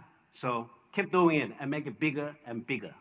And I also noticed that you work with the Zhanghua Hospital with Nina. So extend the cooperation between India and Taiwan. It's excellent. Okay, now let's turn to Niven, please. You have 10 minutes. Yes, thank you. Thank you, Mr. Chair. Good morning, ladies and gentlemen. It's my honor to be here to share some of the perspectives based on my past 20 years experience. First of all, I think I would like to give you some of the idea why I might be the possible reason here today to share my perspective. During 1997 and 2013, I was the former Secretary General of the Business Council for Sustainable Development based in Taipei. And this organization, BCSD Taiwan, is a part of the World Business Council for Sustainable Development based in Geneva. And in most of the Asian countries, we do have BCSD as a business nonprofit organization in Asia for promoting sustainable development. And during 2012 to 2015, I was the chairman of the advisory board of Association of Sustainable and Responsible Investment in Asia. And this organization is based in Hong Kong. The major purpose is to promote responsible and sustainable investment in Asia, including impact investment. Impact investment is to encourage the financial institution to provide the financial support for a lot of projects that is especially focused on a social and environmental purpose. And after 2012, I sit in the judge panel of the award of responsible enterprise in Asia. So I have already reviewed a lot of Asian businesses, the CSR program in Asia, including a lot of partnership with NGO in this part of the world. The previous discussion has already mentioned sustainable development goals. It is very important if we want to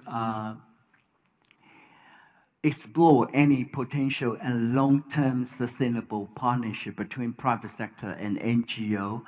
I strongly recommend that we need to very seriously think about what will be the landscape after this kind of partnership for providing, no matter that is the official development aid or the foreign direct investments efforts via the business investment in Asian countries. So here, this slide has already shown that the most pressing challenges we need to take it very seriously from now on. In the following years, Asia will become the most important, the global commodity products manufacturing sites.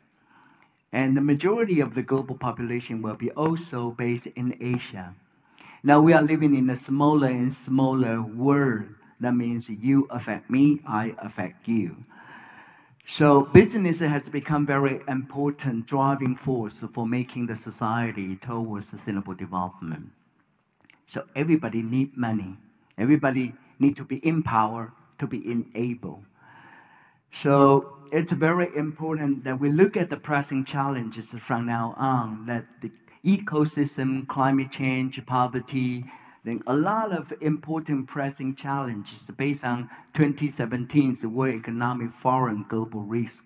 You can see that within the top 5 global risks, no matter that is based on the happening livelihood or impact magnitudes, that the environmental, resource, and social issue will become the top material important issue that we need to work together to address. So recent opportunities are always one ball, two sides. So we need to look at what will be the landscape of Asian development after 2020. So from now on, it's just only 3 years later. Sustainable development focus on the global development by 2030. So that will be the next 13 years. So if you want to motivate or mobilize, encourage the better partnership between NGO and private sector for achieving something in Asia, then we need to put this landscape, step by step, and the time frame is very important, but because that will facilitate us to think about together, to draft, to plan a much more practical, achievable, with very important KPI to measure what kind of impact based on this kind of a partnership.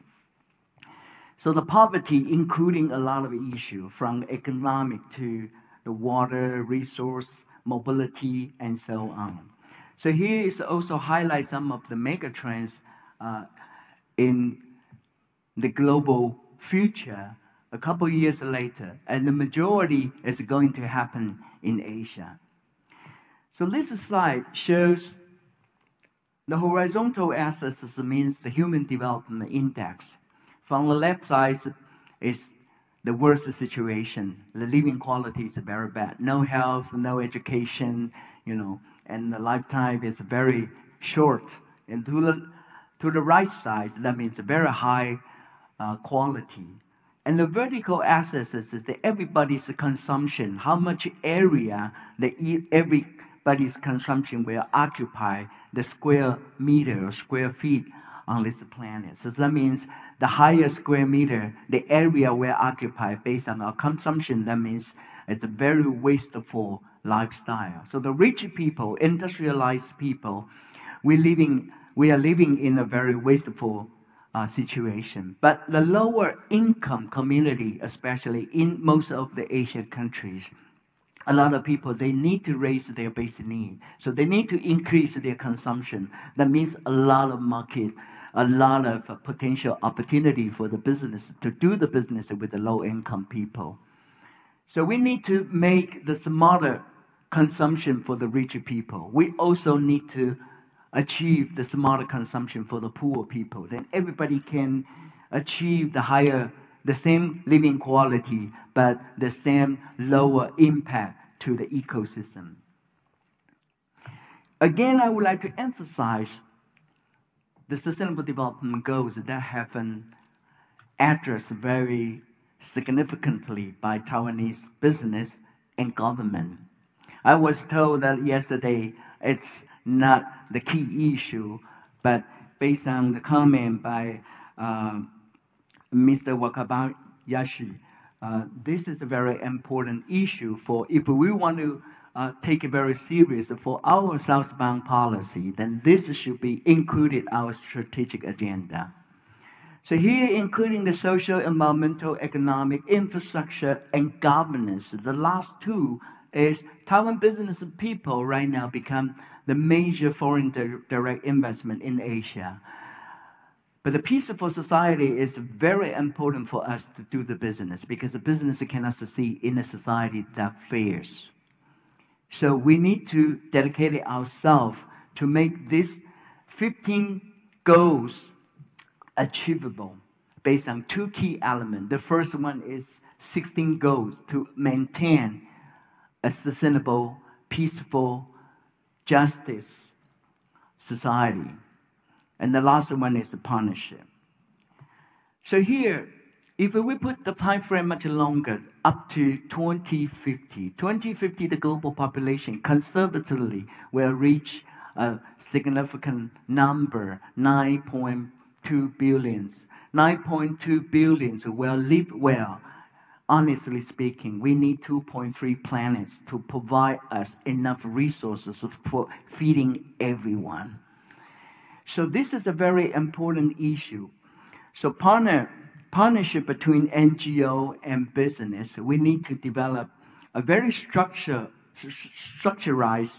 and constructive dialogue between these two parties. And we also need to develop a good innovative social program that can be achievable based on 2020 megatrend, 2030 megatrend, and 2050 megatrend. Remember, we're living in a smaller and smaller world.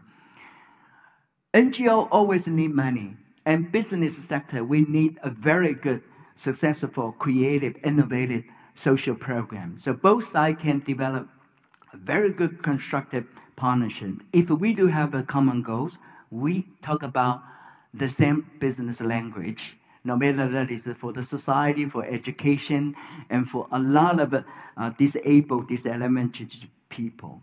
The last comment is we also need to work together to measure the impact.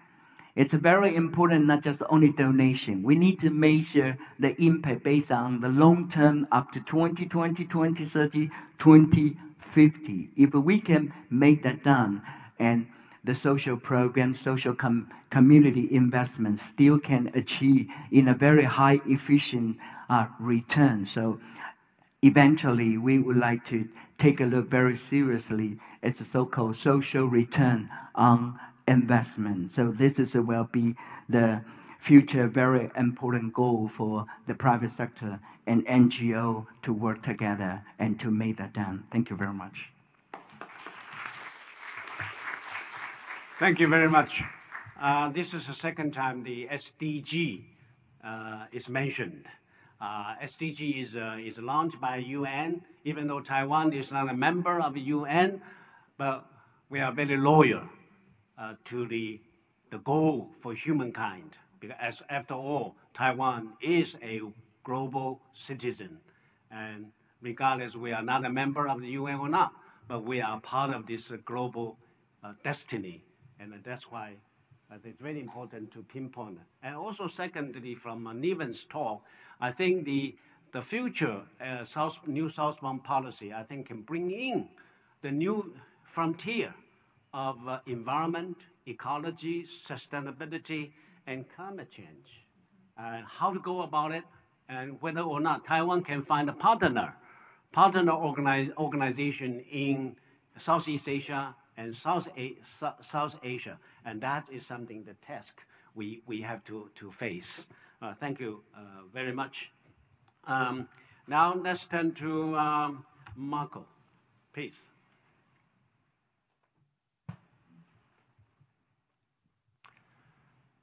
Good morning, everybody. I hope you are not too hungry, and there is only 3 of us left. I hope you will find the energy to stay awake and listen to us. We've come a long way to share. I was invited to Yushan Forum to represent foreign NGOs in Vietnam. I became NGO worker by accident. A war happened in my home country, Croatia, more than 20 years ago, and I've decided to change career and join my first NGO. I spent the next 8 years doing humanitarian work in my country and neighboring countries. Then I moved to Kosovo after the conflict, where I spent 6 years building the country, rebuilding the society. And in total, I've worked for 4 global big NGOs in 7 countries before I came to Vietnam. I spent 10 years, almost 10 years in Vietnam, and it was a new stage in my NGO career. I'm leading a big community of foreign NGOs there in development of the country. But this is not what I'm going to talk about today, because I would need at least 2 hours to tell you all about 487 NGOs that are registered in Vietnam. I was asked to speak about partnership that we build with private sector, with other development partners, and with Vietnamese government. And more importantly, the role that those partnerships played in Vietnam's success. So, in my humble opinion, the key to Vietnam's success story was revealed yesterday by Dr. Noor Aslan Ghazali from Malaysia. I think that Vietnamese do not play by the rules, and I think that Vietnamese do not plan ahead. They are very energized nation, driving by desire to succeed and eager to work, most of them doing 3 jobs on a daily basis.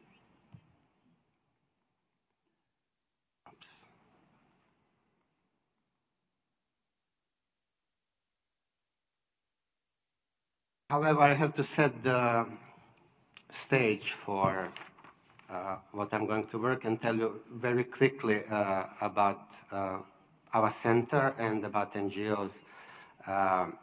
The role of NGO Resource Center is to serve community of foreign NGOs. We are also umbrella organization, and very importantly, we work in partnership with Vietnamese Union of Friendship Organizations, which is Vietnamese government socio-political organization in charge of NGOs. Our role, however, evolved in more than 20 years that we exist, so we no longer serve only NGOs, we also provide information and resources to development agencies, to the government, and to Vietnamese partners, to Vietnamese NGOs.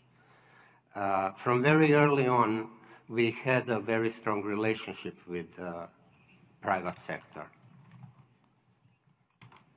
How do we serve these people? How do we help them? We have a library, we have a website, we organize meetings of so-called working groups, and there are 14 of them, 12 active at the moment. But again, that will take too long, so I will only speak about one particular that is called Corporate Engagement Working Group. Except my PowerPoint got all distorted, so the frame is in the wrong place. So Corporate Engagement Working Group, it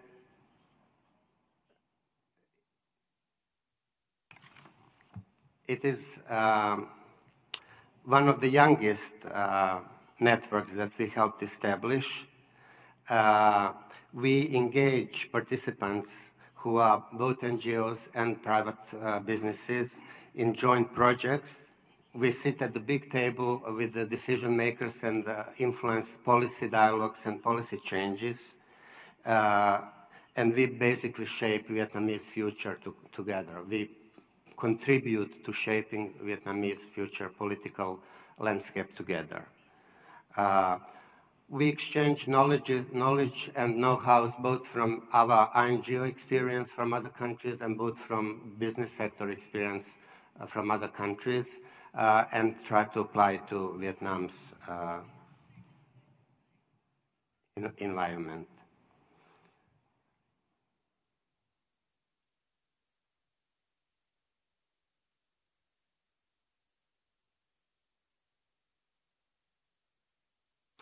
Challenges. They are similar in Vietnam to both NGOs and the private sector. There are either too many laws,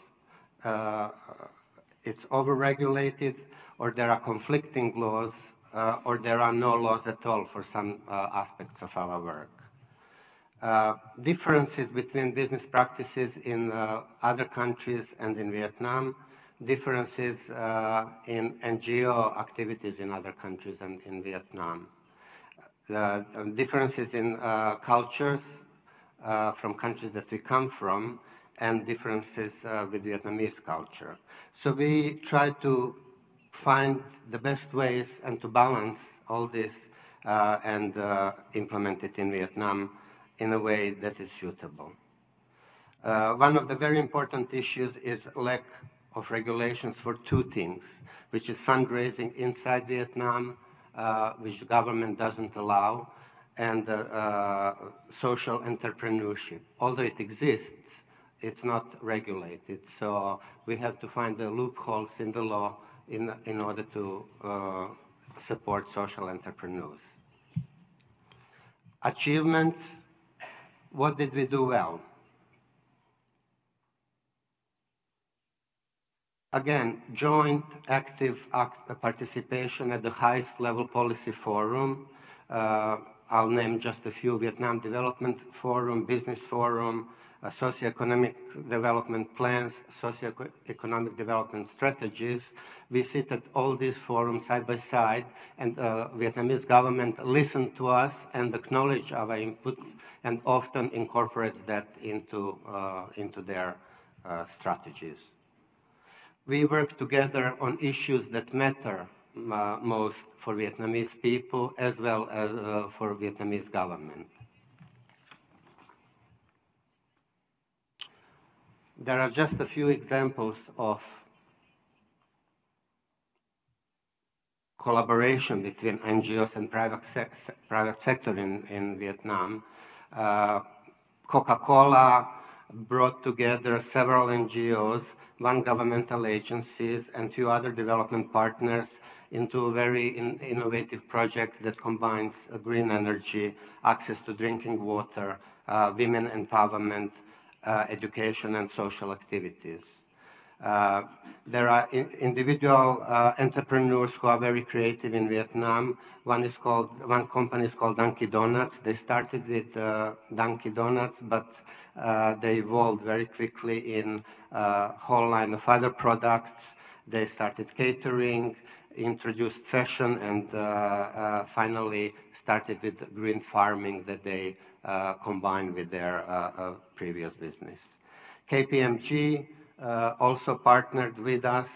They tried to apply their global skills, resources for various sustainable solutions, including climate change, food and water security, economic growth, and so on. There are many other examples from Oxfam, from SNV, from other businesses who are trying hard to combine NGO skills and business resources together. Possibilities for future partnerships. Madam May Hua Wang, Vice Minister, said yesterday, Taiwan is a very small but very powerful country. And I looked up and realized that actually Taiwan is 9 times smaller than Vietnam. It has 4 times less people who live here, but it is 10 times bigger in terms of wealth. Nominal GDP per capita is 10 times bigger than nominal GDP in Vietnam. So why are we talking about partnership? How can we talk about partnership? Who would benefit from whom? I think it should go both ways.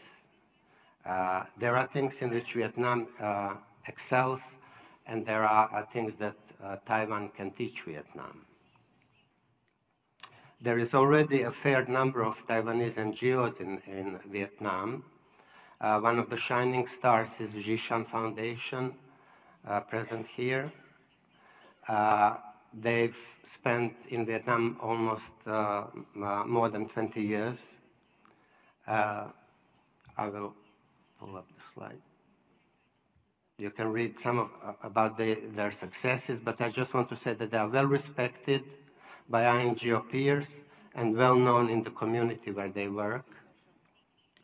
However, there are also other Taiwanese foundations, Aid and Social Welfare, Taiwan Fund for Children and Family, Nordhoff Foundation, Taiwan Institute for Information Industries, and you will hear one more presentation from our colleague next to me later about Taiwan.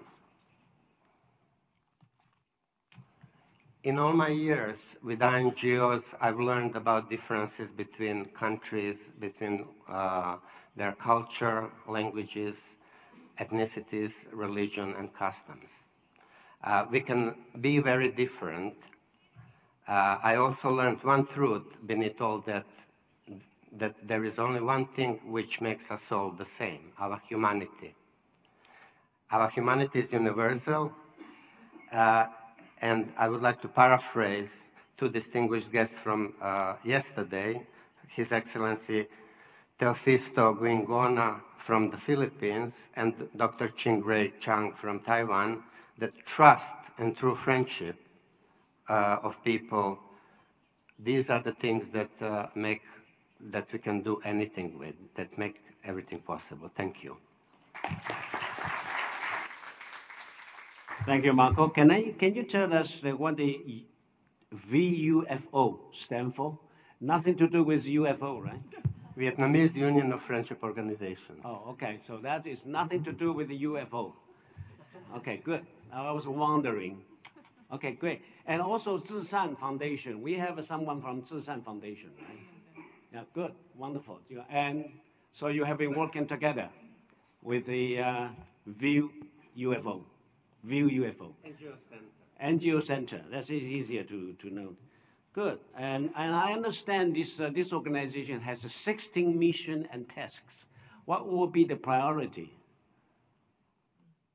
We bring together over 110 member organizations. They work in 85 different sectors and subsectors. So we do anything from delivering food parcels and vaccination, to building houses, hospitals, providing trainings for surgeons, through genetically modified mosquitoes, preventing malaria and so on. What do you need? What do you expect Taiwan to do the most? What do you think? What can Taiwan do? Well, you could help us with issues related to climate change, child rights, maybe disaster management. Work together. Great, thank you. Okay, let's next to turn to Dr. Uk from Myanmar. Good. Yeah, thank you. Thank you, Mr. Chairman. Good morning, ladies and gentlemen. I would like to take opportunity to say thank you for the President of Prospect Foundation, and then thank you for Eden Social Welfare Foundation. Because of this partnership, I have this great opportunity to be here and present about our experiences as NGO in Myanmar. It is a great honor for me to be present here. I would like to briefly introduce about our organization, small organization. Eden Center for Disabled Children was established in 2000 with me and one of my colleagues. Let me briefly explain about the situation of Myanmar during that time, because Myanmar is very unique among these Asian countries. During that time, the Myanmar government is under military government. As a charity organization, we cannot have any registration, any acknowledgement for our existence, any support. During that time in our country, there was no official definition of disability, no official data and facts on disability. So we are struggling from the beginning. And then our target group is children with physical and intellectual disability, children under 18, to provide physical rehabilitation, special education, and social care services. And then when we established in Eden in 2000, we tried to apply for registration, but only acknowledged by Department of Social Welfare after 5 years, and 20th May in 2005. After acknowledgement by the Department of Social Welfare, it is a government ministry, focal point ministry for disability issue. They have provided some kind of snack for children, those who come to the center. And then 2000 to 2010, it is under military government, but after 2010, the government was elected government, and then only after that, first elected government is come up, the first CSO law, disability right law, national education law, all that kind of law was approved by the parliament in around 2014 and 15 only. Only after that we can apply officially for our registration as NGO, and Eden was granted as NGO registration in June 5th June 2015 only, after 15 years of establishment of the organization. Our main services, we have developed our program. The first thing is to provide child development program, community development program, and disabled sector development program, and then Eden continuous development program.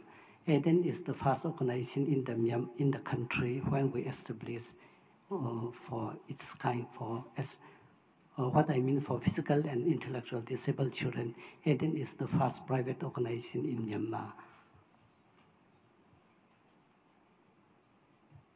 How Eden was conceived is very wonderful. Wonderful means very surprising.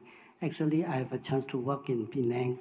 During that time, one of the staff from Eden Social Welfare Foundation, I have a chance to meet with him, and then he encouraged me to go back and do something for children with disability. It is the first time I have heard about Eden Social Welfare Foundation from Taiwan. He said that it is a pioneer and very successful organization in disability field in Taiwan, but I just heard about that. And then only after nearly more than 15 years, we have a chance to work together with Eden Social Welfare Foundation.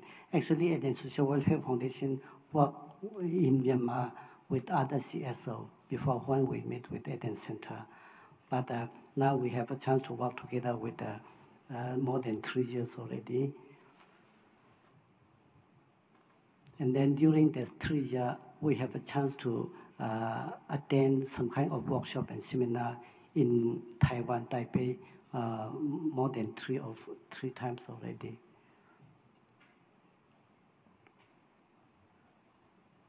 It is the conference and workshop we have a chance to attend in Taipei. So as Eden is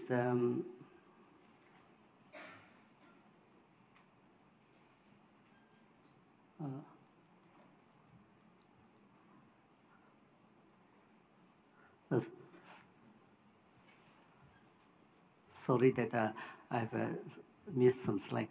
Within these 17 years, Eden Center for Disabled Children, it was a chance to work together with an international NGO. We have signed an MOU agreement to work together in disability field. During these 17 years, we have a chance to have partnership with more than 10 INGO. And then Eden Social Welfare Foundation is one of our partner among the 10 INGO. So when we look back our collaboration achievement with the partnership with INGO, as a local small organization, we cannot grow by our own, where our growth and success is only through partnership. We learn from each other, we share from our experience each other. As a very close-up country from Myanmar, to explore abroad, it's very rare for us.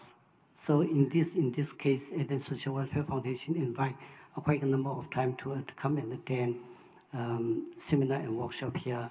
This really opened our eye and give us a chance to explore our boundary outside Myanmar. Even though we have worked with other partner organizations, it is just a project-oriented. They just funded for project activity. But Eden Social Welfare Foundation Taiwan is a bit different. Not only fund for the activity, but also give us a chance to participate, explore, and share our experience. This is the uniqueness of Taiwan NGO partnership with our arts. It is very unique for our organization. And then at the moment, Eden Center is we have taken care for more than 180 children with disability. In our center, we have 29 paid staff.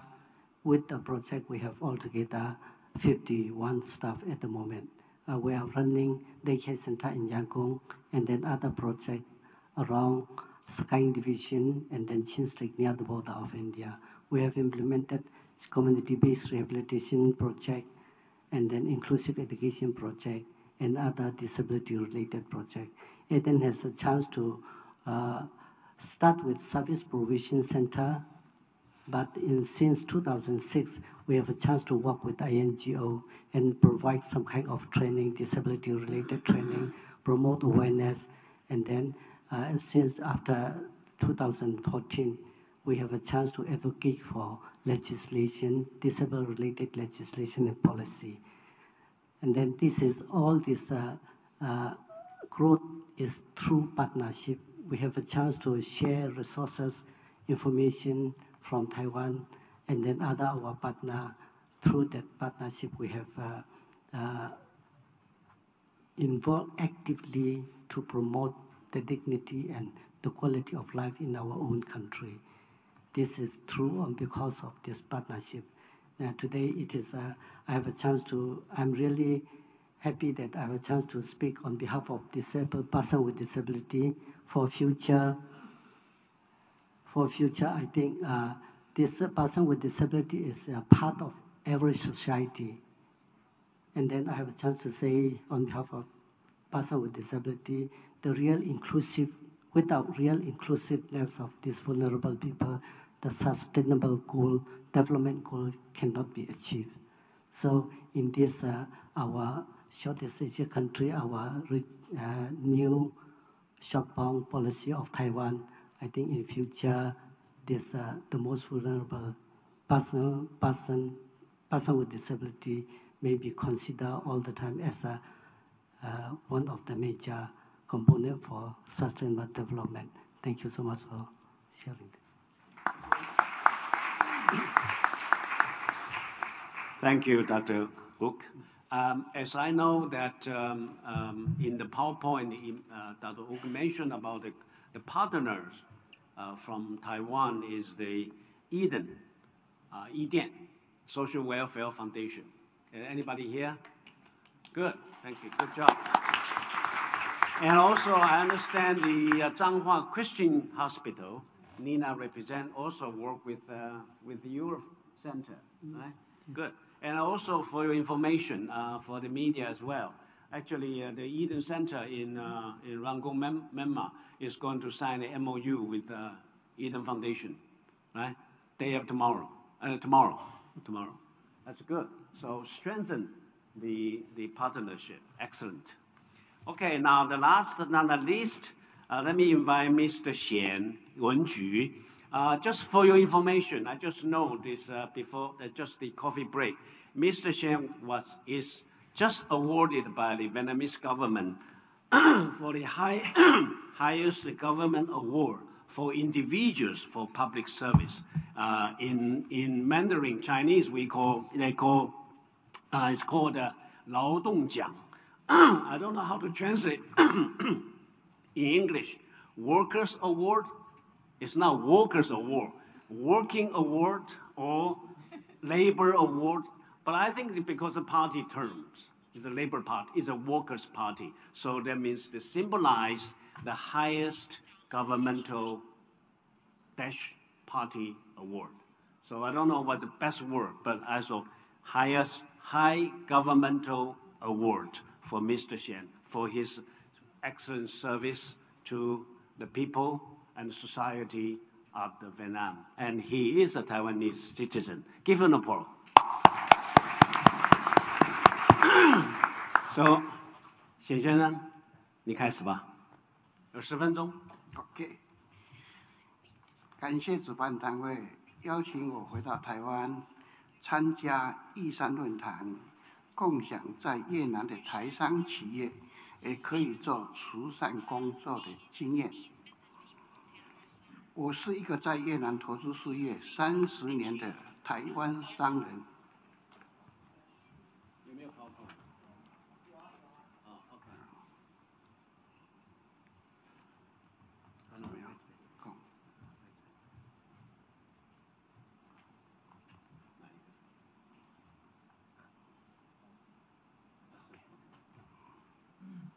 我不要用这个啊。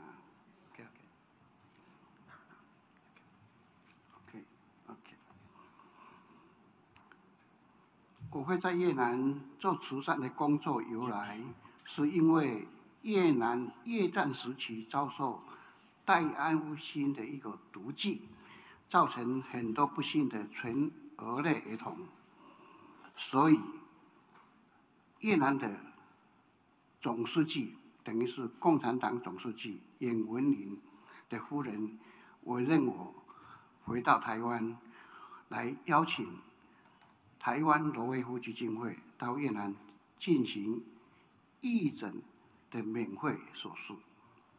这是在1998年，已经是19年的事情了。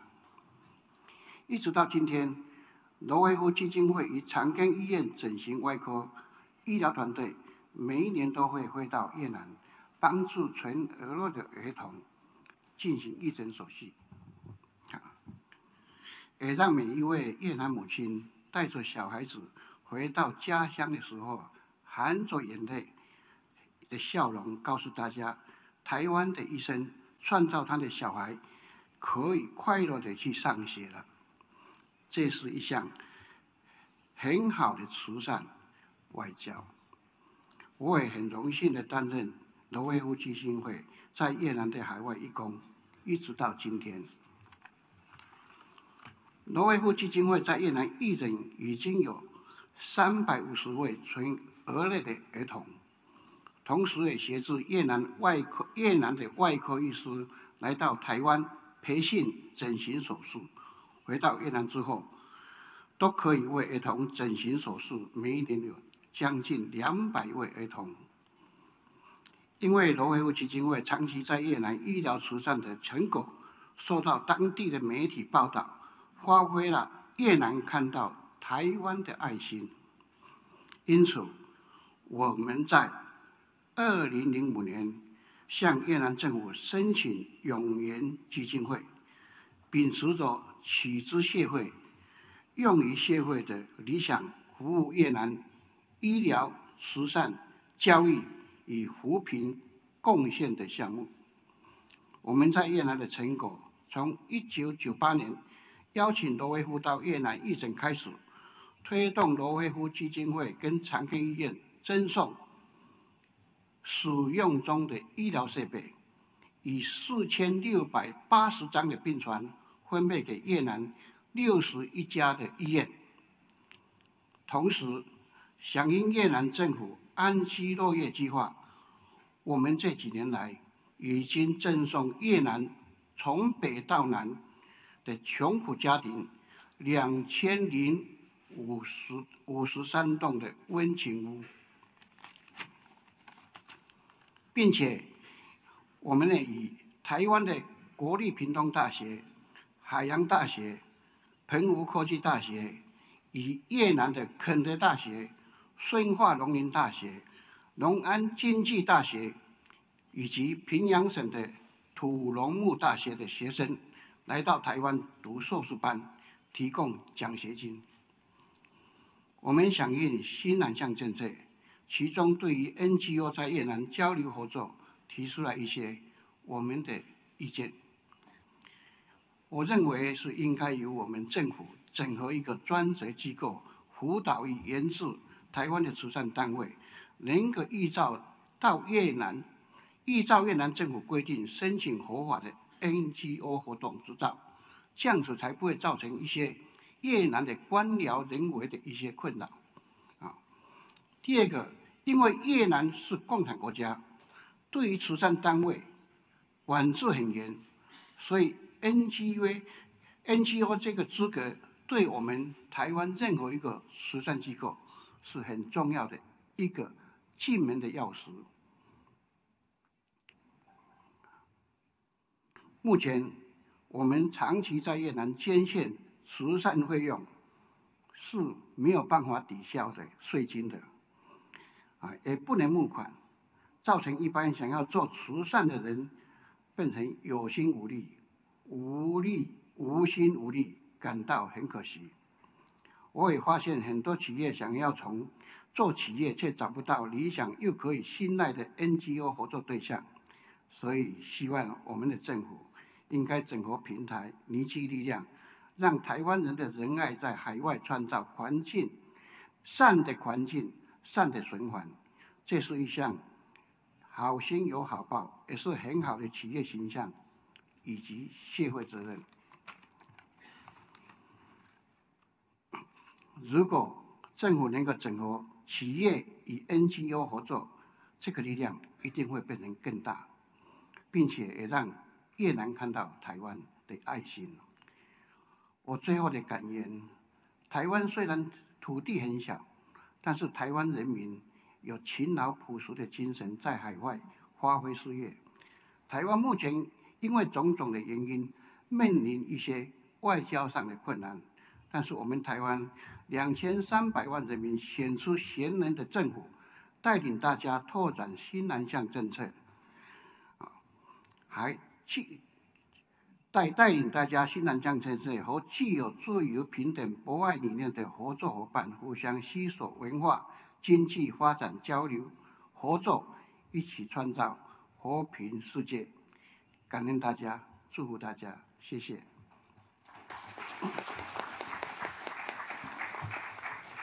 谢谢 Thank you very much, Mr. Xian. I think that Mr. Xian's experience in Vietnam tell us several things. One is there is no shortage of problems, even you are doing good thing in a country where to the non-profit NGO may not be so friendly because party leads everything. So therefore, we have to take this into account when we come to a different political setting. Taiwan's effort, regardless how good intentionally, should be careful and should be cultivated in a way. And he also suggested that the philanthropic activity is the way out. I think that that's a very good suggestion. And also he suggested that I think the government here and also for the Yushan论坛in the future can consider is the NGO center or NGO platform for NSP. So the NGO Center for New Southbound Policy. Maybe some kind of a platform, some kind of NGO, we can work together so that we can collect effort together and we can collect all the achievement together so to be presented. So maybe next year in Yushan论坛, we can present in a more organized way, in a more organic way. And what we have achieved, what we try to achieve, and so on and so forth. Okay, I think I did a good job as a chairperson. Huh?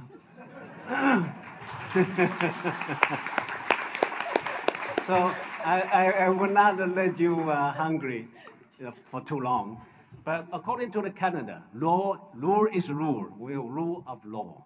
So we will finish by 12:20. We still have 20 minutes to go.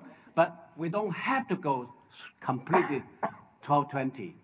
So anytime when we feel good about it, and we stop, you know. So this is good, the climate, and we stop, rather than going down. Okay, so for these 8 presentations, tell us there are 3 kinds of NGO activities. One, advocacy.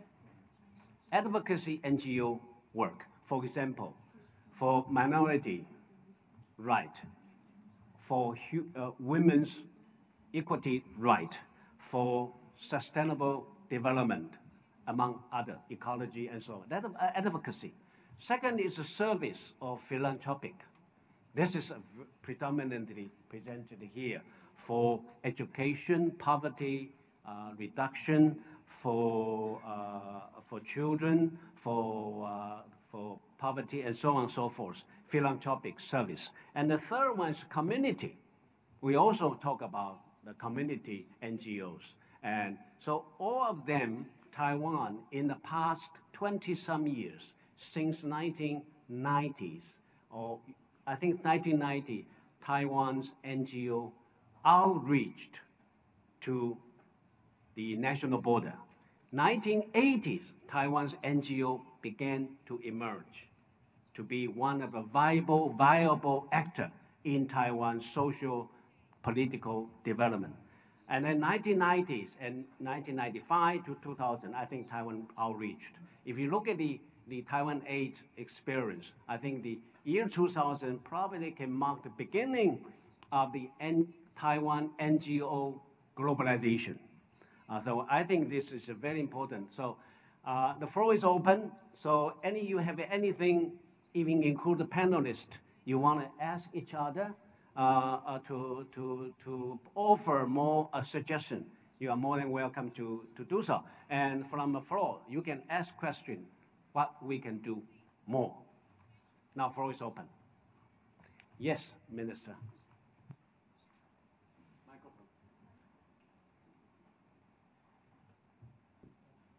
Thank you to all the panelists and of course, excellent chair.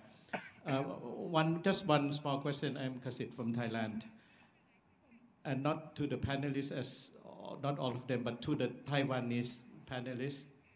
and to the Taiwanese NGO sitting on the floor, would all of you mind that you accept the notion or the principle that you will become a vehicle or an arm of the foreign policy direction of the Taiwanese government?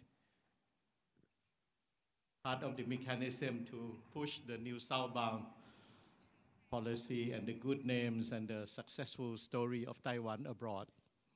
Will you willing to become the vehicle of the government external policy, or just a hand-off relationship and you go your own way as NGO, or would you like to be integrated into the foreign policy movement of Taiwan? Thank you.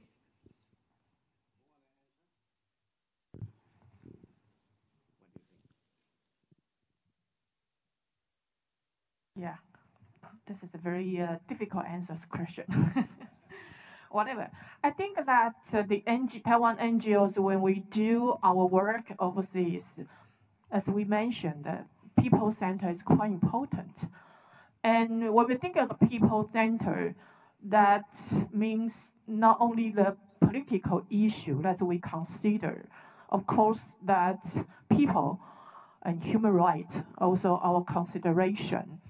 And of course that when we conduct our project, we because we also would like all the projects, if not all, the part of project can work with the government, and we would like to extend the government policy, no matter the policy that are focusing on our diplomatic on Thai countries. Of course, that's it. I think the government, for example, the MOFA, maybe they put most resources in our formal diplomatic the countries, but you can see most of the diplomatic countries are not in the new southbound regions, right? So that's why the NGOs, of course, we can do those of the project in those of the countries, but most of the NGOs, our project in the new southbound countries. And in list of parts, the governments, of course, they have their policy. The policy not only in political, but the policy may be in the economic growth, in the trade, and the other dimensions. And this part, NGOs can work together, such like we work with the businessman. The businessman is in Taiwan business, but they have to work in the those of countries. This is also one of the policy that from the government. So I think that from the NGOs' view, political is another issue. Economic is another issue, but human right, human center is another. And we try to harmonize those of the three issues. Then, if NGO, we can try our best. We would like to mobilize and we can harmonize those of the consideration to work together. I think it's a very good approach. Anyone from NGO Taiwan can answer that? This is very important. Whatever we do, we will be labeled, but we don't want a bad label. We want a good label. Right? The good label is, my view, my personal view, NGO Taiwan will have its own version of a new southbound policy. We can propose our platform. This is our NGO's new southbound policy. If government is willing to do exactly what we do, welcome aboard. But we will not follow the government's new southbound policy without any question. I think this is probably one, but we have work. I think the NGO should work out, right? I think the welcome government to on board. Give us money, and we'll do the good job.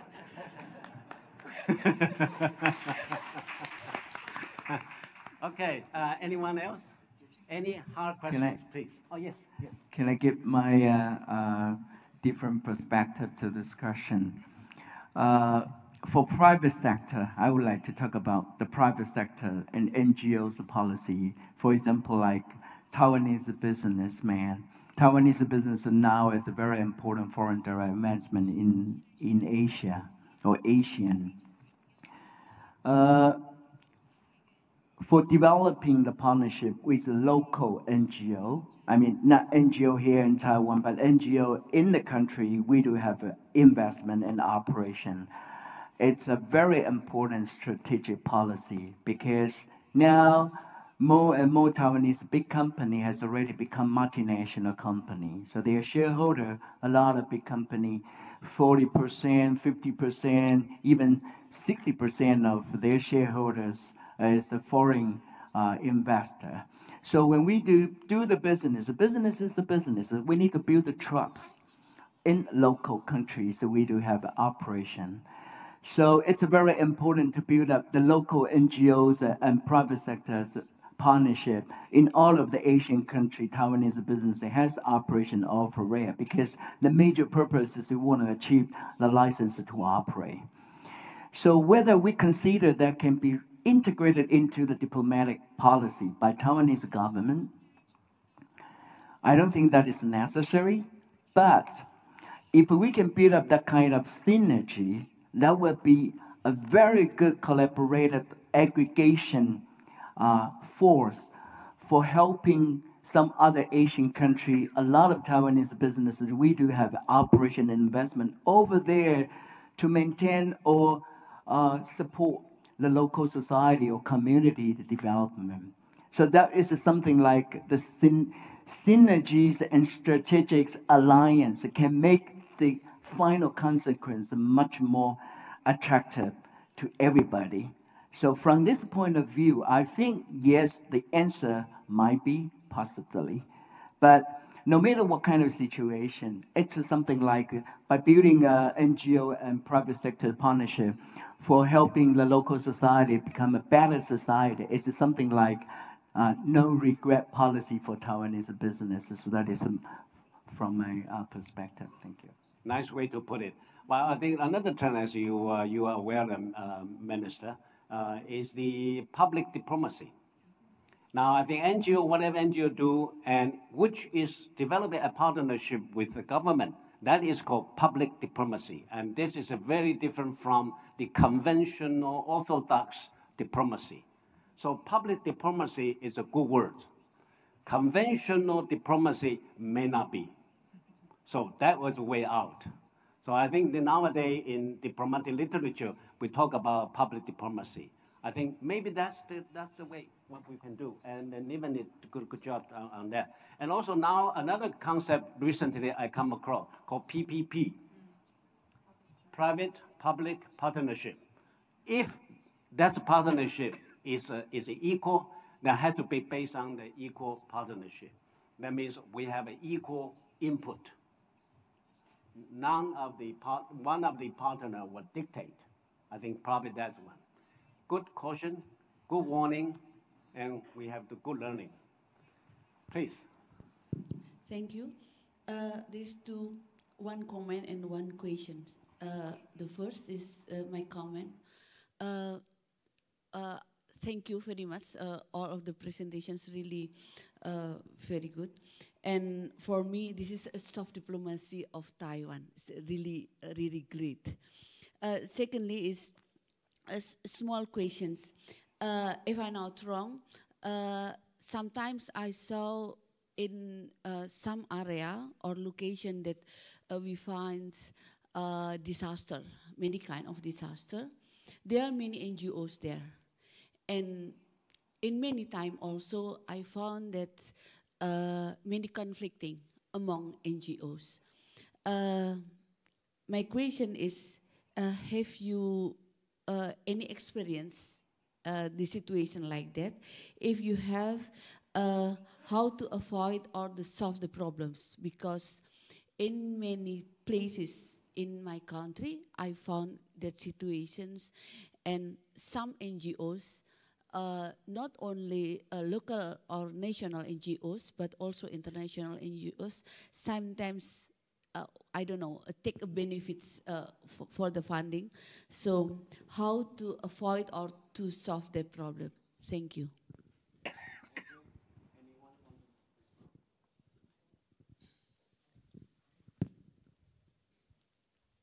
sorry, I don't know whether I can respond to your question, but as Nepal, we experienced a big disaster, and that's what we also experienced.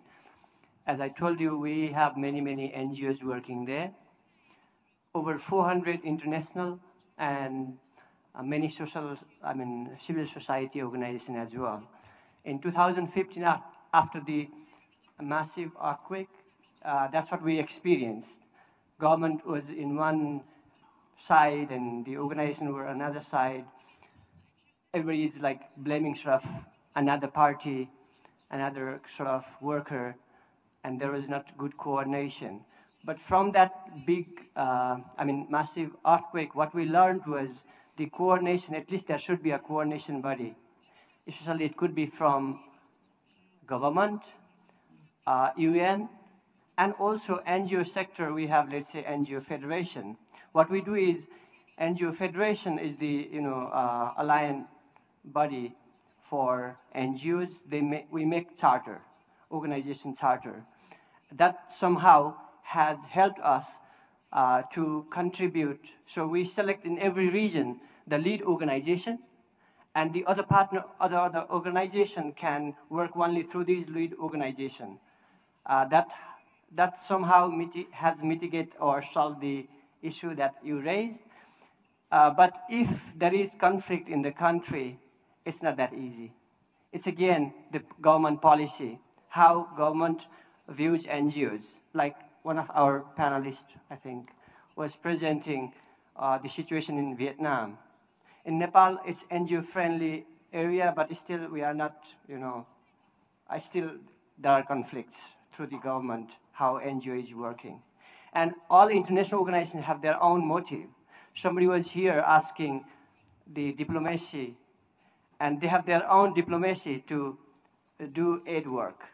And that also creates a lot of confusion. Somebody was asking, do you do local ideas? Do you implement local ideas or international? If we believe, like somebody from outside trying to implement something in local, maybe this is not, we are respecting local knowledge. That's how I feel personally. And that's what we have been practicing in Nepal. Thank you. Vietnam is one of the top 5 most vulnerable countries in the world prone to climate change and natural disasters. All typhoons that hit Philippines that we hear about on the news proceed and come to central Vietnam or northern Vietnam. So there are droughts, floods, and big storms every year.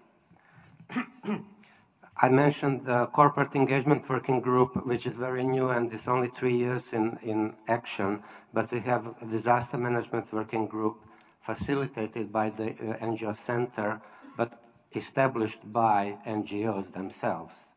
Although it's established by NGOs, it brings together UN agencies, governmental agencies, and Vietnamese NGOs. So more than half of these NGOs have been in country for more than 20 years, and they're certainly not looking for benefit from emergency funding or extra support that usually happens when emergency or disaster takes place. On the contrary, they are so well organized that they can respond jointly in a matter of hours. They'll meet, send joint teams to the field, get first-hand information, and channel any extra funding, any new funding, to the most appropriate places that need the help the most. And it's all very transparent and collaborative, so there is no room for either misuse or wrong channeling of the money. Government has its role, NGOs have their role, and local partners play their role. So I'm personally very proud of that group. That's one of the most successful groups we have. I think we have one hand over there, yes. Or the last one will be you.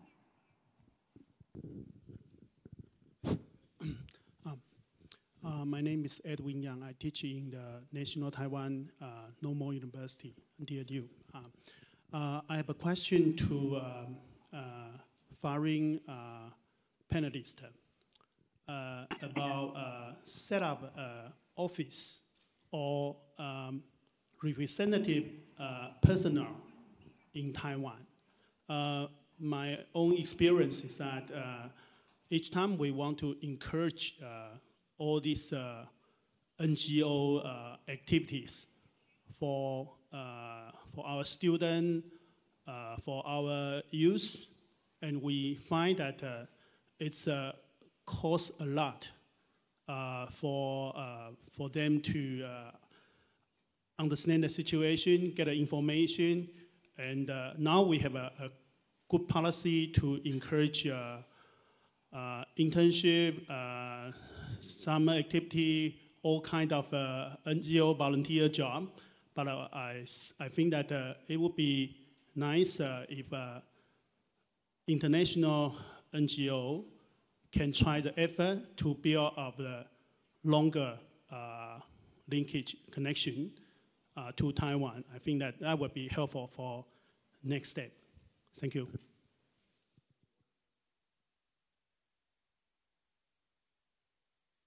So far, I understand government is trying here, is trying to bring relevant, good INGO into Taiwan to set a regional office.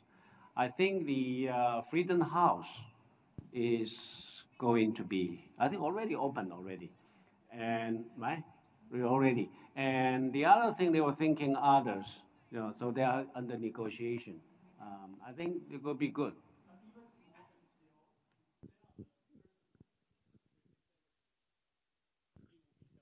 Yes, I think there will be good steps.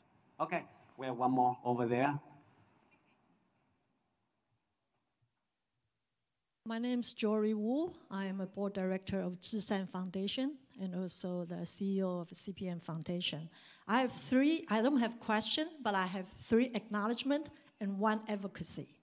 The first acknowledgement goes to Dr. Shao. I really appreciate your charisma and art of hosting, making this, and all the panelists, making this panel very, very educational and very, very enjoyable.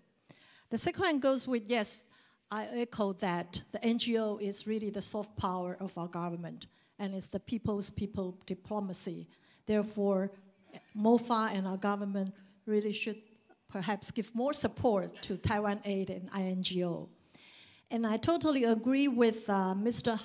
Heidecke mentioning about the business sectors are emphasizing SDG as their business development focus.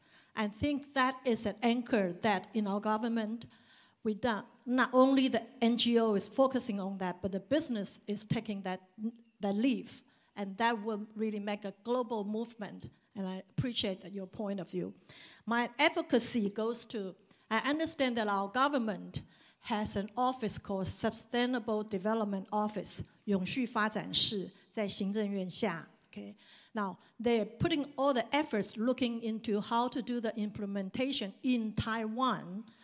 But as I can see, perhaps we can, through Dr. Shao's influence and Dr. Huang's influence, encourage our government also taking this SDG project overseas, so that making our Taiwan's influence overseas more visible.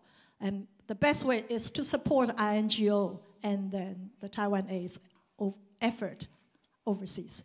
Thank you. Thank you very much. I think your acknowledgement goes to everybody here. Thank you very much. Okay, any other? Oh, it's 12:20. Okay, Bo, you are the last one. You had the privilege to say the final words.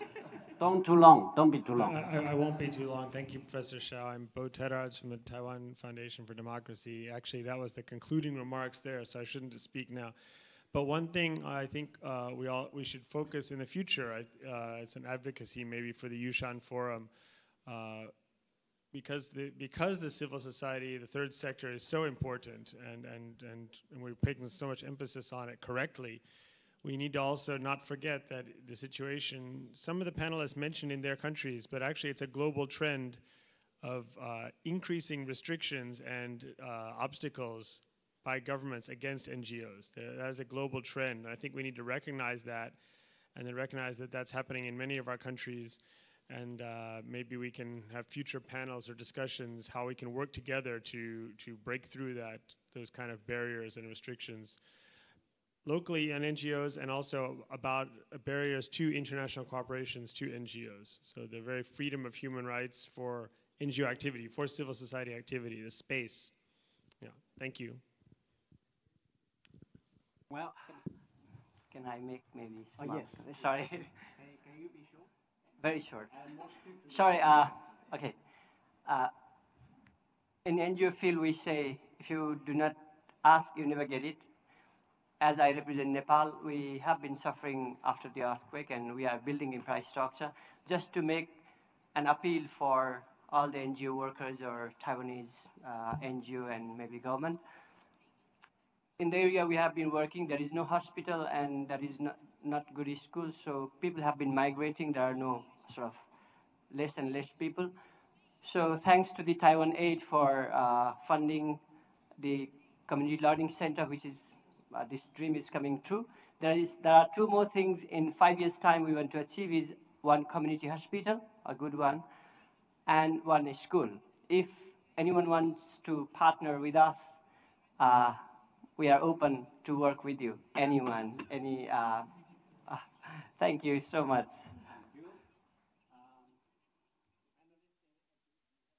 You have to say? Do you have? No? Okay. Do you have anything to say? Oh, okay. Yeah. Very short. I would like to come back to this lady's question. You know, for building the partnership between NGO and private sector, there is one very vital element right now across the government, business, and NGO. We all need this very vital part. It's transparency. You know, based on the transparency, we can build up the trust, especially for a lot of disaster situation. We got a lot of funding, we got a lot of material, we got a lot of human power, and then if the NGO can also follow the disciplines of transparency to announce, to provide the assurance for the financial report and all of the donation material and any resource input to the NGO, I think that will also build up the credibility. Thank you. Transparency. Okay, I have just to take analogy of chocolate as the conclusion remark. For those people who like chocolate, M&M is a popular one, right? Children, adult, or like it. I'm not very particular on chocolate, but M&M. I think our title of this session is called Enhancing NGO Private Sector Partnership in International Development. I think all the panelists have shown the chocolate, M&M. That means NGO has a mission, and then private sector have money. So this M and N work together under the name of a people-centered, transparent way mechanism, and we can reach a better public diplomacy for Taiwan and from Taiwan. Thank you very much. Thank you. Thank you. Thank you. Thank you, Dr. Xiao and all our panelists. This is really a wonderful panel that is really fulfilling and inspiring, and I hope that we thank all the volunteers, and we hope more that it's going to join the volunteer work with the IGOs. The next program on our list is going to be lunch, and we're going to do the same ritual if you're here and if you're new. If there is a dotted on your name tag, in this case it will be a number 2 on your color dot, then you will sit in a color table. If there's no dot on your name tag, please feel free to sit in all the tables that are available without the colors. This is my first announcement. My second announcement is that if you're not going to join us for the rest of the program, the rest of the day, please, before you leave this hotel, do go to our Southbound Exhibition Center. It is really amazing, and I've just got a confirmation from our chairman, Chen. He just took a visit over there, and he said it is really, really amazing. So we hope that you can take your time before you leave the hotel. If you're not going to join us for this afternoon, please make sure you stop by the Southbound Exhibition Center and have a first-hand experience of what we have achieved. Thank you. So now we'll ask all our delegates to slowly move forward to our lunch venue, which is just right across the room. Thank you.